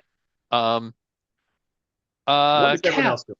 yeah, Cab, let's figure out what everyone else is doing, and then we'll set some scenes. Vyrrk, what do you want Cab to do? Um, I think Cab wants to post up close to this place and just kind of like stake it out a little bit, but I also want him to kind of reach out with his mind and see if he can feel anything creepy, crawly, sorcery coming out of this place. Sure. Okay, you can I absolutely don't know do if there's that. something you can do in this, but and so that's kind of what Yep. my goal is here. Okay, yeah. So you want to basically go to the house, stake it out a little bit, and like use your like sorceress and like use magic to see if you can figure out if there's something weird going on there. Yes. Okay, cool. Elliot, what do you want Lorenzo to do? I think I want to hit up some kind of underworld contacts, Thieves Guild folks, and see if there's any rumors around people being recruited for this operation or for the the I think it was Dynastra's kind of jobs and whatnot. Okay. And Sean, what do you want Gaspard to do? Yeah, I think Gaspar would. Maybe I'll ping on the mercenaries this time and see if they've worked for Valori or what information they might have. Even if it's about like his, not his operation, but like because you made it sound like, and I might be reading into it, that his family are nobles and they don't work or live in the Tangle. That doesn't mean they're not hiring mercenaries and they might not have some adjacent intel. Okay. Um, from a meta level, mercenaries aren't probably going to know a whole lot about this. Um, we can have that scene and establish that. I'm just going to say that there's not really a mercenary angle for this. Hmm. Um, if you want to go in that direction, we can we can probably find something. Or if you just want, or like alternatively, if you wanted to go with cab to do some stakeout and talk to people on the ground, that I would could also do be an that. Yeah, I option. mean, I have charm and talent, so I can get some intel that way. Yeah, absolutely. Charm would definitely help you. Okay. I think we've got some scenes. Let's start with the party.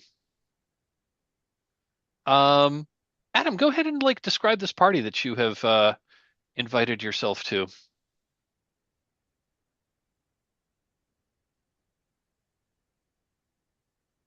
I think he's marked as be right back. I think that's what I'm Oh, looking at. he did mark. He did say be right back. Okay. Okay. In that case, let's go to Lorenzo. And you said you were going to go Talk to Thieves Guild folks. talk to the Thieves Guild. Okay. Yeah. And again, there is not a thieves guild. There are thieves guilds that are Sure. around. I'm guessing you're kind of going to one that's in the ta that you know of that's in the Tangle and isn't too far from this place. Yeah. Um, yeah. What specifically are you asking about? Um, any rumors about anything unusual happening with either people people being paid to collect bodies or related to Valori. Okay. Yeah. And again, with your knowledge, I'm sorry, with your alliance with the Thieves Guild, basically they confirm the information that they've kind of confirmed the information that you've already learned that yes, there are yes, uh, Valori has hired Dynastra, who is connected to the Thieves Guilds, and she's put out the word that she's going to pay, basically 2 days worth, 2 days wage to bring in to bring corpses. And the word on the street is when you bring her the corpse, she has one of her flunkies bring it to the back entrance of Noble House, which is where Valari lives, which Is they think is weird. okay. Any additional information about if someone had a body they wanted to sell, how they would get in touch with her, or the Um, kind of the logistics of You that? can I will reveal that information if you want to spend a pool point with the Thieves Guild. I will reveal that information. Sure. Okay. Yeah, absolutely. Yeah. I mean, obviously selling corpses is illegal. This isn't something you can do openly. There's a code word that you're supposed to use, and then there's you know there's a code word, and then there's kind of like a there's a effectively like a dead drop location. It's a place you can leave a body, and someone else will, you can leave a body, and then someone, and then there's there's like this double dead drop. But there's code words that you could give to Denastra, and she'd then like hand things off, and it's not super complicated, but it's not like bring a body to Denastra, and she immediately gives you money. But the Thieves Guild know what the process is, and they're a little concerned that because she's offering pretty good money for corpses, that people with vendettas against each other might have decided that maybe it's time to finally off that guy that I have a beef with, to get a little extra money on that. So um, it seems to be increasing in violence in the area a tad. I mean, it's a pretty violent area anyway, but um, and they're a little concerned about this because they're afraid that um, if the wrong person gets killed, that's going to bring a whole lot of the city watch in, and that's going to be bad for business in general. But yeah, the additional pieces of information you got are how you would sell a corpse to Denastra, and that the Thieves Guild is getting a little jumpy about this whole situation. Okay, thanks.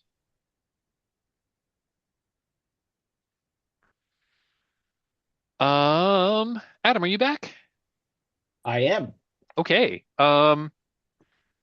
Let's do the party. What kind of like tell us a little bit about the party that you have finagled an invitation to. Reincorporation is one of the delights. So imagining that this was a film, we saw the bride and groom and the wedding party earlier, and now later it's like that reception, and they've returned to their more upper crust digs, and the party's continuing, and that's the party I'm going to, is the wedding reception that we saw of the wedding party I earlier. love it. That's fantastic. So I'm being welcomed into the house, kissing the mother of the bride on both cheeks, wishing the household well, snagging a glass of something and a canapé from a tray, and celebrating. I don't know what this household would be called. Let's choose a name. Um, let's see. Morendi, the Morendi family. Um, so Lucian Morendi, the patriarch, who I say, perhaps he and I were in a military campaign at some point in the past. And so we served together under the same commander when in our youths, and he has since obviously become much more. He has retired to his estates and wealth, and I have stayed a ne'er-do-well of a military inclination. Magna, it's been a while. He claps you on the back. Glad you were able to come. Glad you're able to come. Lucian, it's been too long. I say it's such a joyous occasion. It's so unfortunate that my invitation was lost somehow. He just says, Hinting at the fact that I was not actually invited to this party. "Well, I'm glad you're here. Well, I'm glad you're here now." And he like, "I'm glad you're here now." And he engages in small talk. You do a little bit of reminiscing, and then kind of like puts his hand on your shoulder and leans in and says, "It's been so obviously I'm glad you're here. I know you want something. What Oh, you wound me, even more fiercely than the blow that I took in the siege of whatever that we both survived. But coming around, eventually, I do admit, my friend, I must beg your indulgence. I could think of none other than yourself who would be the person who would answer the question that bedevils me now. it has come to my attention that another fine family, Valori, stonecutters by ancient trade, who have a home of finery now fallen on poor times in the Tangle. Um, I'm trying to find out about a potential scion of theirs by the name of Antoni. Have you heard of this lad? Well, obviously I know the Valores, but they don't have anything to do with the Tangle. Their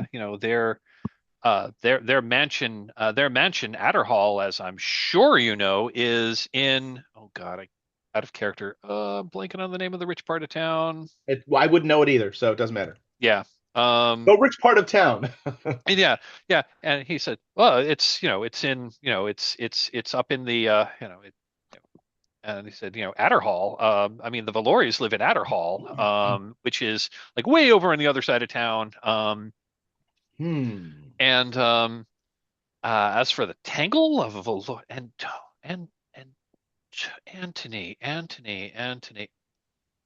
Oh, well, okay.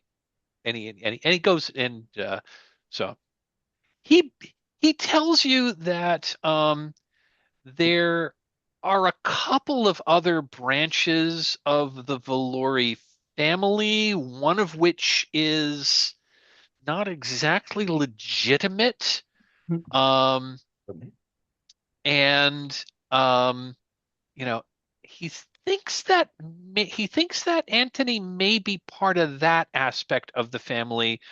Antony Valori. Yes, yes. He's technically not a member of the noble family. He just the same name, and there's probably some relation, but he's far from the line of us, far from the line of he's far from the line of inheritance. Um, but, So I he so if he happened to say fall on the sword, no one of any importance would be concerned.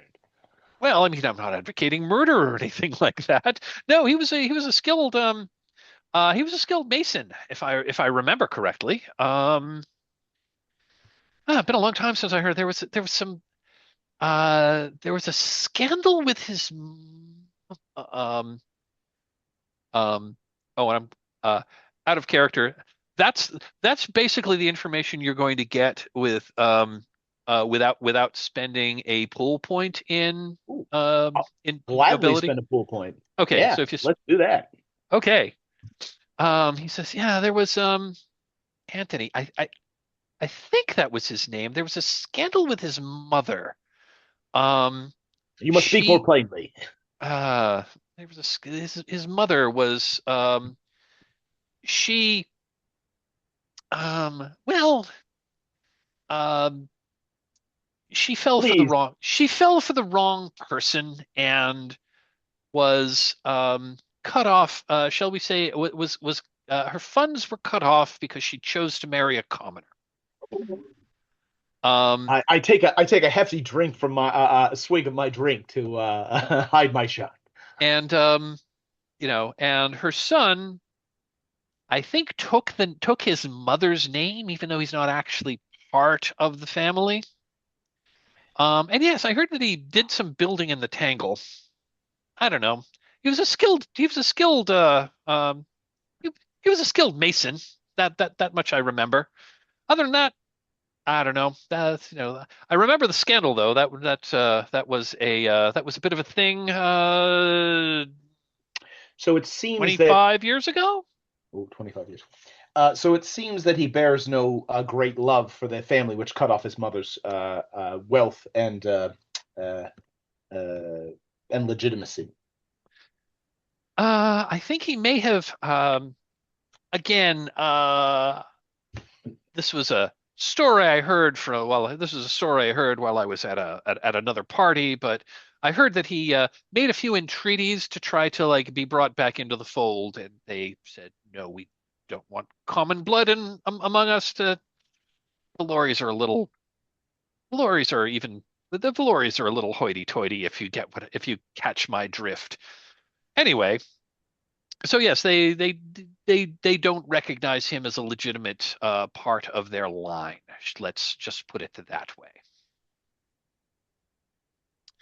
And Understood. and that's the information that you get is that um, he is related to the noble Valori line, but this Antony guy is not actually considered noble himself, and that he is seeking the and but he's and and he's probably not happy about that. Understood. Okay. Well, that was very helpful. I spend some time reminiscing, but will take my leave with before I wear out my look. Awesome. So, in the Tangle, you are able to find, yeah, you're able to find like Noble House, which is where, Anthony Valori lives. I'm going to say at this point, it's probably, it's well into night at this point. It's not super duper late. It's probably like, like probably like, 9, 10 o'clock, 9, 10 o'clock. So there's still stuff going on.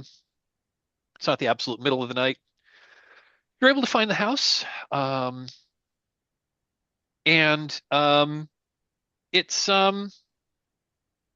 weird in that yeah, this is the Tangle. This is like a rundown place. Most of the buildings are made of wood. Some of them are made of some of them are made of stone, but like most of the wooden buildings were built on what had been the roofs of stone buildings that have over the years have sunk into the ground.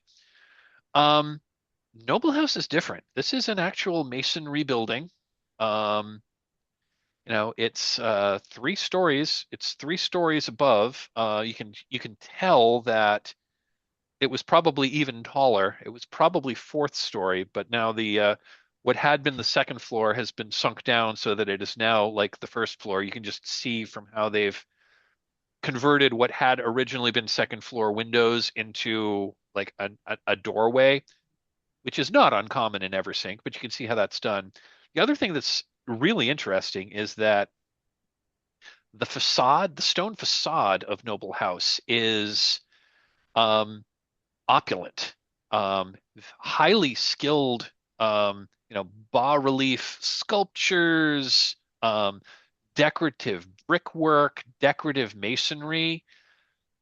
This building looks really out of place. This looks like this looks like the kind of building you would see in sort of like the noble district. Do either of you have hold on, let me take a look. So, and this is Gaspard and Cab. Let me just take a look at what your skills here. Does anyone have city I secret? probably don't. I'm a bit of a one-trick pony. Got it. Does anyone have city secrets? No. Mm-mm. Anyone have allegiance? Do either of you have allegiances? Ancient nobility? No. Yeah. Okay. That's that. I've That forgotten lore. forgotten lore.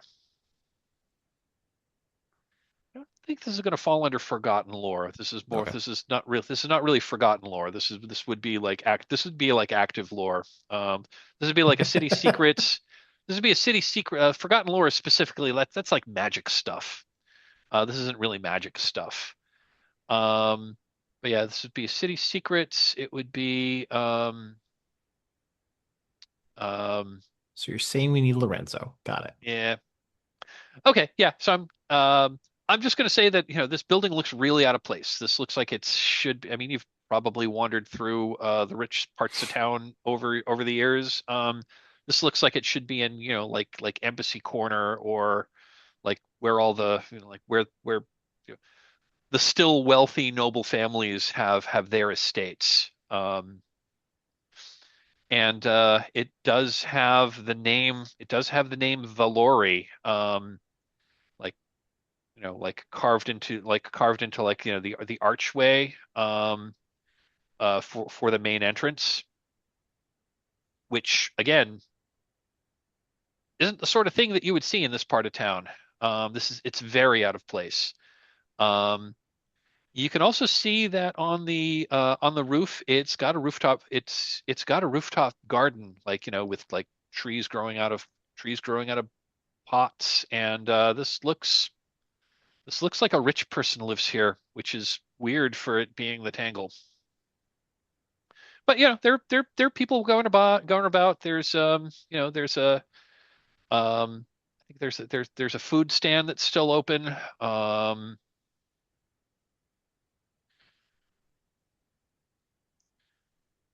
And this part of the Tangle is for the Tangle. This part of town is a little more well-to-do than much of it. There are some other stone cutters that have there are some other stone in the Tangle. This is like the business in this like neighborhood seems to be masonry and stone cutters and sculptors. So two questions to clarify. One, I'm not getting like Paper Street Soap Company vibes from Fight Club. Like this is not like just a dead zone of the city. There's other okay. And you've mentioned this now two or three times, and my spidey sense is tingling. Like the stone cutter thing, like because stone cutting obviously in this town would be super important because it's always sinking, so they're always building. Um, so I guess would there be like a competitor to Valori nearby? Let's see. Just like so looking at the thing. So this neighborhood is this block is where many stone cutters have set up shop. There's dust in the air, blocks of stone. Um, so yeah, there are masons that work here. There are a number of there are sculptors that make like funerary and other sorts of statues in this neighborhood. Um, and yeah, there are other stonemasons that work here. As for them being a competition, maybe.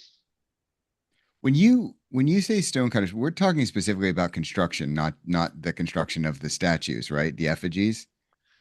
Well, let me read what I'll just read what it says in the module. Sure. The heroes can learn about Noble House by chatting with other people in the neighborhood. The block is where many stone cutters have set up shop. There's dust in the air, blocks of stone, or funerary statues nearly everywhere you look. There are also food carts, bars, and a small chapel to Denari. Um, you know the you know the locals you know and then it goes to talk about like what local reaction would be depending on like what your approach is to interacting with them. So I So think I think that kind of sets the scene. So yeah, there are stonemasons that are working here. They'll ply some of their trade. That's about all I know. okay. Um, So I but I think Caspar says to Cab, look, Cab, there is a chapel to your god. Why don't we go there? You can ask your god for information. I was going to ask my god for information, but not there. Um, you see that dark corner over there in the alley? I think I'm going to set up over there and pray. Is there a chance you could just keep an eye to make sure that no one sneaks up on me while I'm in supplication? Of course, but your church, the lights are on. Why would you? Sometimes you need to really get down to the deeper meanings and the deeper things. So, I think the chapel is probably uh busy right now and doesn't need another person in there. I'll just handle this over here. You want to be alone with your god. Yes, exactly. Far be it from me to tell a man about his business. Okay, I will watch. Awesome. And I don't really sure. like stop you from doing something too, but just like so you're in the area in case I do get jumped. Right. So, Cab, what's your approach? You're going? You say that shadowy area. Is that kind of like near Noble House, near Valori's Yeah. house? I want to find like the darkest area that is close to Noble House. And I want to like throw the bones. I want to cut the Got it. hand. I want to like do the whole shebang. Are you trying not to be seen? Yes. I Okay. am very much trying to be seen. Okay. This is the sort of neighborhood where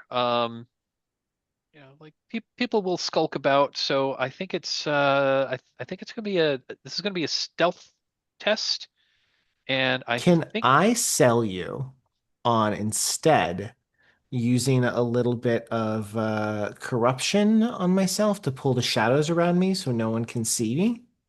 if you want to if you want to spend a corruption point and tell me what the spell looks like, absolutely. Okay. Um, Yeah, I think I'm going to go into the shadows, and I'm going to kind of like get down on my knees, like I'm in a praying position, and I'm going to reach in and I'm going to pull out some of those leeches that I have on me, and I'm going to kind of like lay them in front of me, and then I'm going to start like squishing them with my thumb, like one at a time. And then from their like little squishy blood, I want the shadows to kind of like seep out a little bit around me and like make this corner that I was in more and more dark to where I basically just disappear into it. Um, I love it. it, and I'd like to internalize that corruption. Okay, absolutely. Cool. So first of all, yeah, spend a point of corruption. I think the spell just means that you are cloaked in shadows. You are absolutely not going to be seen. Perfect. I'm also going to because this wasn't a huge effect. I'm going to give you I'm also going to give you a clue for the corruption spend. Hmm. But let me um let me double check to make sure I've got the mechanics right for internalizing corruption. Let me find the rules here. Sorcery, how corruption works. And let me make the text big enough so that I can actually read it. Internalize corruption. If you choose to maintain the corruption within your own body, when you spend one or more points of corruption, make a health test with a difficulty of 3 plus one per point of corruption spent. So the difficulty is going to be 4 when spending a point of corruption. Um, so yeah, so that's going to be a health test. Um, so the way a health test works, um, it's basically you roll a d. It's going to be a roll a d6. The difficulty here is going to be 4. Um, if you succeed on the health, and so it's basically roll a d6, and if you're looking for 4 or higher, if you don't, you can spend health points to you can spend health points to increase your chances, as if as if it were any other general skill. If you succeed on the health test, choose and write down on your character sheet one small thing that has permanently changed on your body. These things, like a toenail permanently falls off, a wart appears, not easily noticeable by others, and have no mechanical effect on your hero. These changes will add up over time, however, gradually transforming you physically into someone who looks different than you started. And the nature of the corruption should reflect the source of your corruption. Cool. So usually it's, turning you into something that would be associated with the small god that's giving you things, or if your power is coming from like ancient serpentine knowledge, you'd basically be slowly turning into a snake person. And if I fail the roll, If you fail the health test, this changes. Um, you still have the physical change, but it is noticeable. got it. Okay. So if you make Cool. the health test, the change is easily hidden. If you fail it, it's not easily hidden.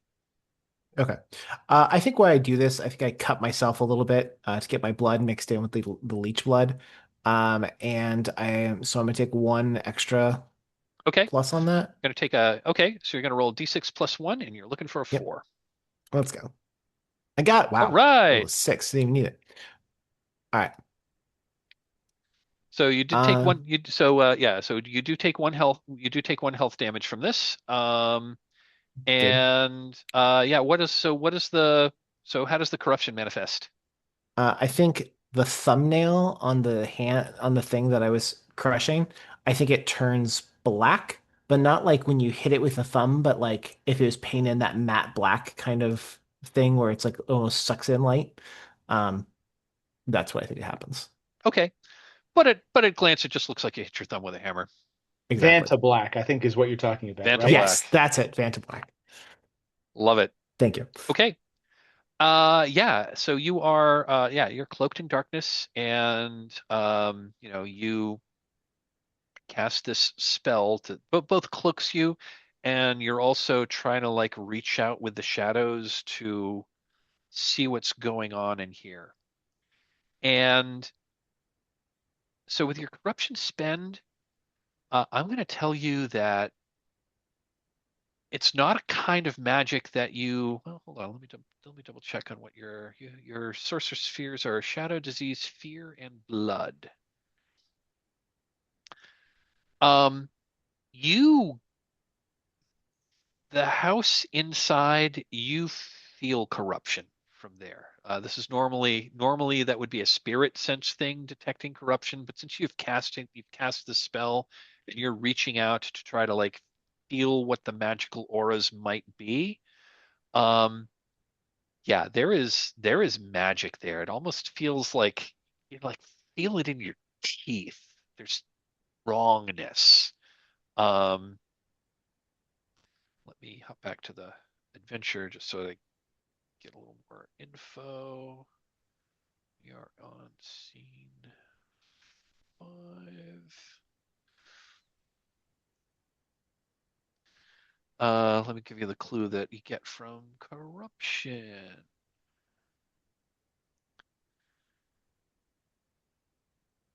Yeah, you get the sense that there is something unnatural and bad inside. You don't detect like the corruption itself it's not detectable from the street. So if like an actual priest of Denari that was walking through here that had spirit sense up probably wouldn't notice it. Um, but reaching out sort of like like trying to get the feel of it when you're like like getting the feel of the shadows that are inside. Yeah, there's it's I'm just you have the blood sphere, so I'm just going to tell you that you felt this sort of thing before. It isn't exactly blood, it isn't exactly shadow, it isn't exactly disease. It's necromancy. There's some kind of powerful necromancy that is inside that house.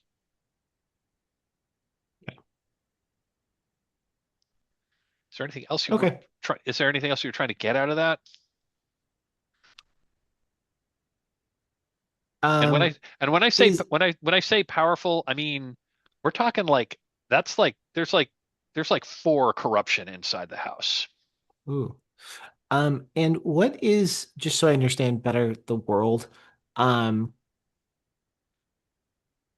what is the how bad is that to like the Temple of Denari? Like if they're like, oh, we know this is here, are we gonna like bust down the gate with the city guard to get in there? Or is it like If they knew there was he's gonna get external, fined? if they knew there was like if they caught a sorcerer externalizing like a level 4 corruption, um, and they caught the sorcerer that did that, the uh the punishment is public execution. Perfect. And they'd be sending like at least a dozen priests for the next 6 months conducting daily rituals to try to undo the corruption. It Okay. would be a major effort to undo that Okay. because level 4 corruption doesn't go away on its own. Um, and does it seem to be it's currently active in whatever this magic thing is, or is it It it is yeah, it is active. yeah, There is active necromancy inside the house. Um, I'll go on to I'll give you one more piece of information, and that is there's some kind of barrier on the inside of the house that's preventing the corruption from spilling outside, presumably to prevent detection. right. Okay. Um, okay, I'm gonna like come out of the shadows and walk up to Gaspard and be like, well, my God tells me that that place is very evil, and that there is some kind of necromancy deep in the heart of that noble, big finger quotes, house. Um, And so I think when you're having that conversation, you kind of like glance, you kind of, you're like what, across the street, or you like in another building yeah, across the street, or like Like in an alley, probably across the in an street. alley across the street. yeah. Okay. Yeah, you glance back, you're in the shadows in the alley. You glance back over, and like I mentioned that this house has a rooftop garden. There's like a railing around there. There's a man, there's a man kind of like standing at the alley. He's not looking at you. There's a man just kind of like standing at the railing. Just kind of like leaning on it, just kind of like looking out at the city. He's not looking at you at all, and you don't get any sense that he even knows you're there. But yeah, there's a um kind of a this guy's probably in his late 20s, early 30s. He's handsome in kind of a quirky sort of way. He's pretty thin. He's neatly dressed, with a very fashionable hat. But he's dressed fairly fashionably, although you can see even in the I'm going to say the moon is out tonight, so you get a pretty decent look at him. He's got like dust on his a little bit of dust on his suit. But he's just like standing at the railing looking out, kind of like looking out, and he picks up a silver goblet and like takes a sip of presumably wine. And he's just kind of like looking out at the city and smiles. Again, not looking at you. You have no sense that he knows you're there, but then he turns back and like walks back toward the garden. I just wanted to introduce our antagonist. Speak of the Oh, devil, Gaspard. Mm, yes. and when he when he just kind of smiles, it seems like a genuinely warm smile. Yeah, he's the devil, Mike. We got it. He's just trying to raise a family. Yeah. God. Um, okay. I think so. Yeah, I think I'm gonna be like, do you need any help in your talking to people, Gaspard, or do you have a plan here? What you want to? I think that we have all the information we need. I mean, it's necromancy and evil in that house. So I don't know what anyone locally would could tell us. I mean, he's home. You could try to knock on the door, see if he wants to talk to you. Granted, it's like 9 o'clock at night. Yeah. True. I Um, guess maybe could I and again if it's too late, like am still hung up on this whole stonemason thing. Um could could I like I don't know, knock around or find one of these stonemasons or maybe like a laborer who's like at the bar, like one of the who works for one of the stonemason houses and just say like has there been because again we know the city is ever sinking, right? Has there been any recent construction or anything that they would have noticed about his house in particular, about Valori's house? And yeah, it sounds like you're being charming. I think so. Yeah, it sounds like you're being charming. I think the clue you're gonna get from talking with, if you go into a bar, you talk to the people in the neighborhood. The only thing you get that's unusual, so first thing, everybody likes Antonio. Everybody likes Anthony. He's a good customer. He's friendly. He's approachable. He seems to have money to spend, and he spends money in the neighborhood. Um, on festival days, he like funds some like neighborhood parties.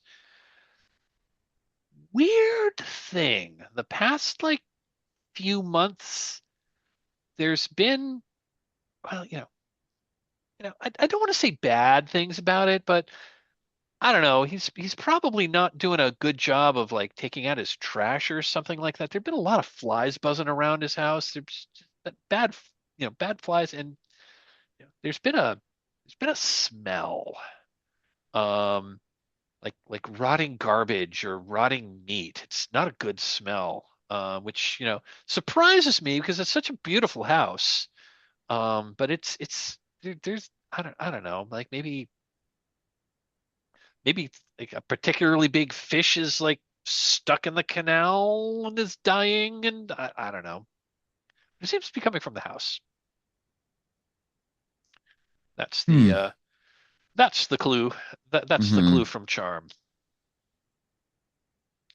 Um But we do get the sense from them that he leaves the house though. He's oh not yeah, like home. yeah, Yeah. he's not stuck there. He comes and goes. I Interesting. think that, Okay. and I think the other thing that you get is he's been getting a lot of stone, but he hasn't been sending things out. So it's like he's been working on stone like in the house, but he hasn't really been because he is a stonemason and a sculptor. Um but um like stone's been coming in, but it hasn't been going out. So it's like he's doing work for himself. He's not really doesn't seem to be doing work for clients. Interesting. Okay. Yeah. I'll hold on to that and relay it to the group when it becomes pertinent.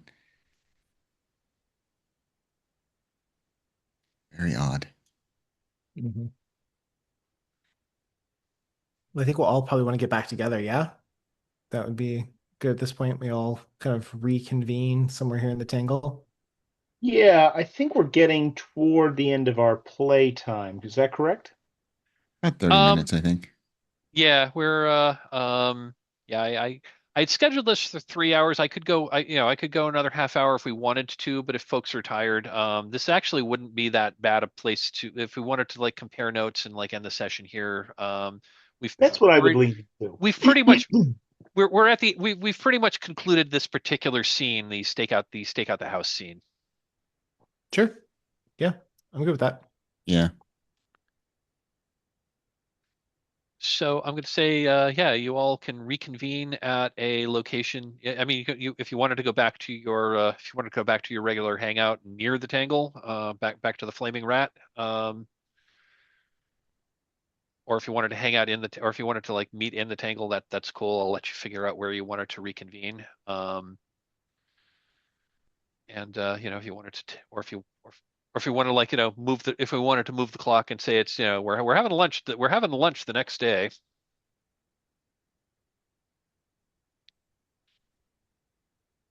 I'm sorry. I thought we just said we were going to stop. Were we not stopping? Are we continuing Well, I was going? going to I say, I, I was I going to say, we're misunderstood something. I'm oh, sorry. okay. I was just, oh, I'm sorry. I thought we were going to reconvene, compare notes, and then and end the session. Is that what we want to do, or Oh, got it, or got do it, we want got to it. just end Okay. here? I'm sorry. Maybe I misunderstood. If we No, I want to think end I think now, it's good if Yeah. we reconvene. We all share the information that we've gathered. And I mean, do we want to talk about a plan of attack, or does anyone have strong feelings? Uh, yeah. Let's have our at the bar scene here where we got together. Um, Sure. and I think once we all get there, I think Cab's just gonna like put his head in his hands, and he'd be like, "I hate being right. It's it's 100% necromancy. Absolutely. It's my God has told me." Vile. Ugh. Well, I mean, we could simply wash our hands of it, contact the church, and let them deal with it. I was But thinking then, the same thing, actually. The church should be able to handle this. I mean, it but is then her again, domain.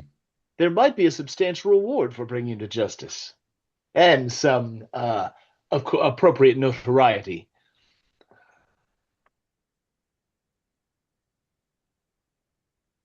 Uh, True. But I believe Possibly.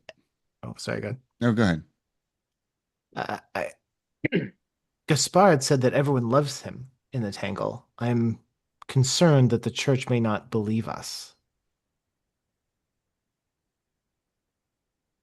That's a good question. Does anyone actually have any connection to the church? You do. Cab does. I Should we do. not believe you? Connection. Yeah. Um, They the church is a fickle thing. Very, very fickle. Even though I am close with them, they don't always believe things unless they have proof. My word is not proof in of itself. Well, you've got the four of us though. That should be enough.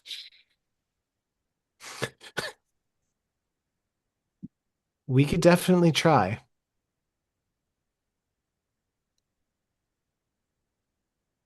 Well, I mean, if the church doesn't want to deal with it, I don't know if we want to go hunting necromancers on spec. Uh, they have to promise to pay us, I think. That's an excellent point. That is the most Denari thing I've ever heard.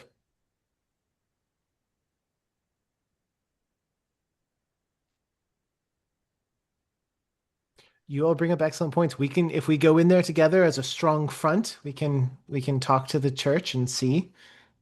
I'm I wonder if we should go to the main chapel in the center of town so that we can make sure we make an extra umph as opposed to maybe his friends there in the Tangle. So Yes, you're we could tell on his parents, tell his parents what he's doing, and then they would handle it. Oh. My Magma, how do you think that the nobles will handle such a thing? I think they would have nothing to do with it. They've already renounced him once. They wouldn't even bend down to dirty their hands by dealing with him. Hmm, I see.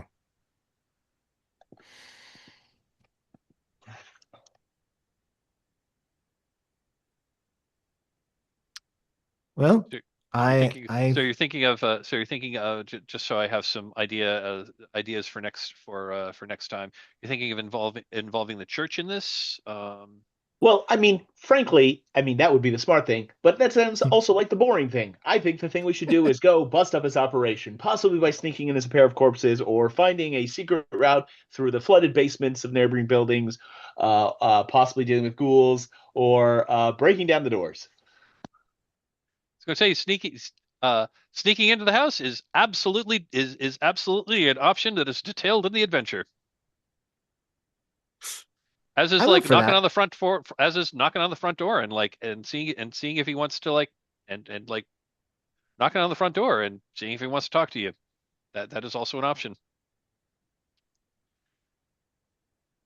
Um, There are many other things there's many other things you could do.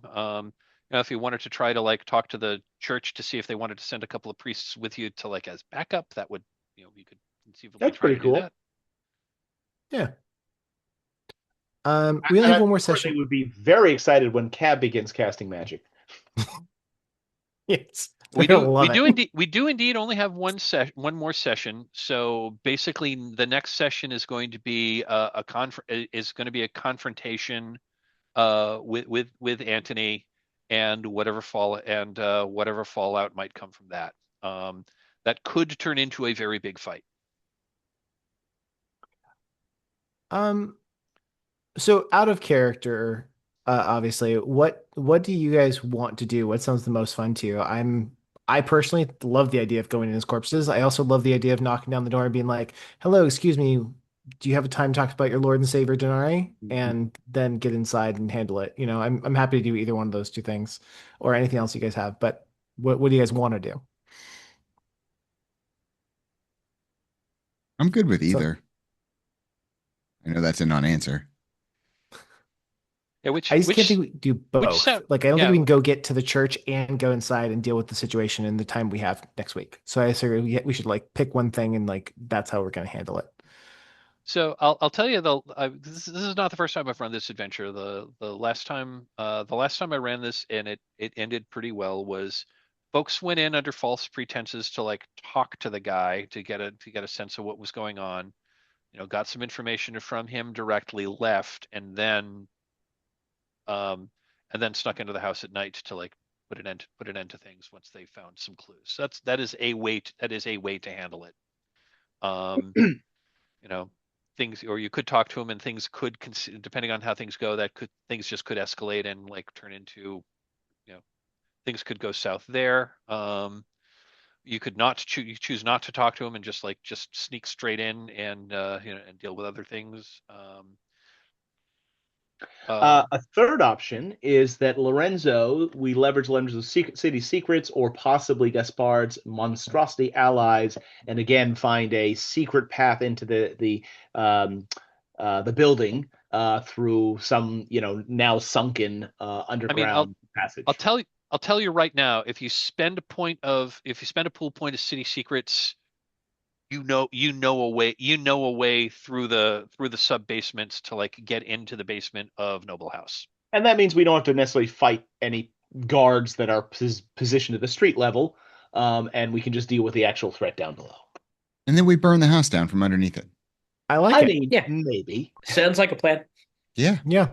Okay. I take over the necromantic thing as my own pet, and we Wait. Oh, This yeah, sounds yeah, yeah. perfect. Hang on. Get Sign ahead me of up. us. Get ahead of us. Do I get paid and glory? Yeah. You Okay, can loot well- the city when I'm done. Nice. Okay, fantastic. I think we have at least a sketch for a game plan next week, which should wrap up this adventure. Yeah, let's end it here.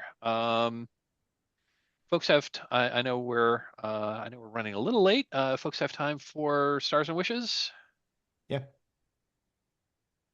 I'm afraid I have to go tonight, but thank Okay. you. It was a great session. I really enjoyed the pace. We kept things moving, and everyone brought a lot of fun ideas. So thanks very much, gentlemen. Awesome. Good night, Fun, Adam. Adam. Good Good night. night. And feel free to post it. Happy to approve the video. Awesome. Thank you much. All right, I can go Cool. first. Go for it. I even wrote stuff down. Go for it. Okay. I have stars to I had a star specifically for Mike for this one because I really like how when we accomplish something, it's not like you jump in and like push your narrative on it. You're like, hey, how does that look? What does that look like as that thing happens? And I appreciate that because it gives us a lot of control and fun. I like that. I had a star for Adam for just flair. Like everything is flair with Adam, and it's wonderful. Um, Sean, big star for Lurch. I think that was a fantastic idea. I didn't even think of monstrosities as being an ally when I saw it on the list, and like I thought that whole thing was great. I loved it. Um, Also star for being like the chapel's open, you can just go in the chapel. What's the problem? I loved it. And then a big star to Eliot. Where is it? I wrote it down because I thought it was so good. I took a lot of notes tonight. Um, being super annoying to get them to push you away so you didn't have to like get through them. That was such a great idea of getting through the wedding. I didn't even think of that, but it was such like a great like vibe to that. I thought it was fantastic. So those were definitely my stars for this thing. And also I don't think I have any wishes. I'm looking forward to seeing what happens next week. Awesome. Vyrrk, do you want to popcorn it to someone else? Oh, yes, Elliot. Yeah, Vyrrk stars for yet more creepy descriptions of sorcery. Start for Sean for the little vignette with Lurch. I thought that was a fun scene. And star to Mike for the kind of the prompts that you brought out. I like the montage at the beginning and the other prompts that you got us to provide color on different scenes. I thought that was that's a fun GMing technique that I think brings everyone in, and I enjoy. And wishes just looking forward to wrapping things up next week, getting into the final confrontation. Like to popcorn it to someone else? Yeah, I'll popcorn it to Sean. Okay. Yeah. So yeah, everyone kind of stole mine basically. Yeah. Stars to Vyrrk for just creepy bullshit. Like But me, like giving you the opportunity to go to the church, and you're like, no, I think I'm gonna go to this dark alley and talk to my God alone. So that was great. Yeah, to Eliot for the wedding stuff. Just yeah. That was very good. The chaos, like, and it's I like how we're all sort of flavoring the city together in these ways. And so to that point, star to Mike Eliot stole the thing I was gonna say, which is like I like those prompts, like just being like, hey, what's the thing? It gets us all involved, and then we can bounce. It's improv-y, and it's like I like that kind of stuff. Um, and then for wishes, the only wish I have is I want to know what the fuck is going on with this dude. Like, I want to know what he's doing with these damn bodies. Like, the neighbors are like, hey, we can smell it. It's, what? All right. So yeah, that's my big wish. Uh, Fantastic. Mike, yeah, Go. you're last. Yeah, I think I'm gonna yeah, I think I'm the end here. Yeah, stars all around. Thanks everyone for being just such enthusiastic and generous players. Putting up with my bullshit like, oh, I don't know what does that look like? Which is a technique I've pulled from story games, which I really do enjoy. Because I get to be more of a player too, and also I just want to thank everyone for like rolling with it when you ask me a question and I like turn it back at you like, well, why don't you answer your own question? Um, for one, that takes some of the cognitive load off of me, and I really appreciate you being such generous players for you know putting up with me turning questions back on you and like asking you to like throw things in there. Thank you for being so generous and for tossing things in that I never would have thought of, which is just super fun. The specific role playing things I wanted to pull out, everyone has mentioned. Start at Adam for just the flair of Marmagna and the party scene. I thought that was really cool. Like how he handled that. Vyrrk for Connecting your to the wedding was really good. I really that was another thing I wanted to the say. linking I to the liked how wedding. you brought that around. The linking to the wedding was great. I try to reincorporate. I love it when players also do the reincorporation. That was fantastic. Um, Vyrrk, your creepy sorcery is always just right on point. That was fantastic. Um, Sean, I loved your introduction of Lurch, and that scene was just fantastic. And Eliot, your fast thinking on like how to turn things around with the wedding. Another scene I wanted to call out, and I didn't write it down, and it's evaporated. But great role playing all around. And yeah, and again, my big wish is I'm really curious to see how we're going to wrap it up next week. Awesome. Awesome. Well, thank you, Still want to everyone. burn This down the was house. yeah. Would not be I'm again. in. I've run this adventure a few times. Would not be the first time that someone decided to burn the house down. Um, so one last question: is it okay to post this recording? Yeah. Yeah. Yep. Okay, awesome. Well, thank you, folks. Yeah, this is a blast. Looking forward to ending this next week. I am ending the recording.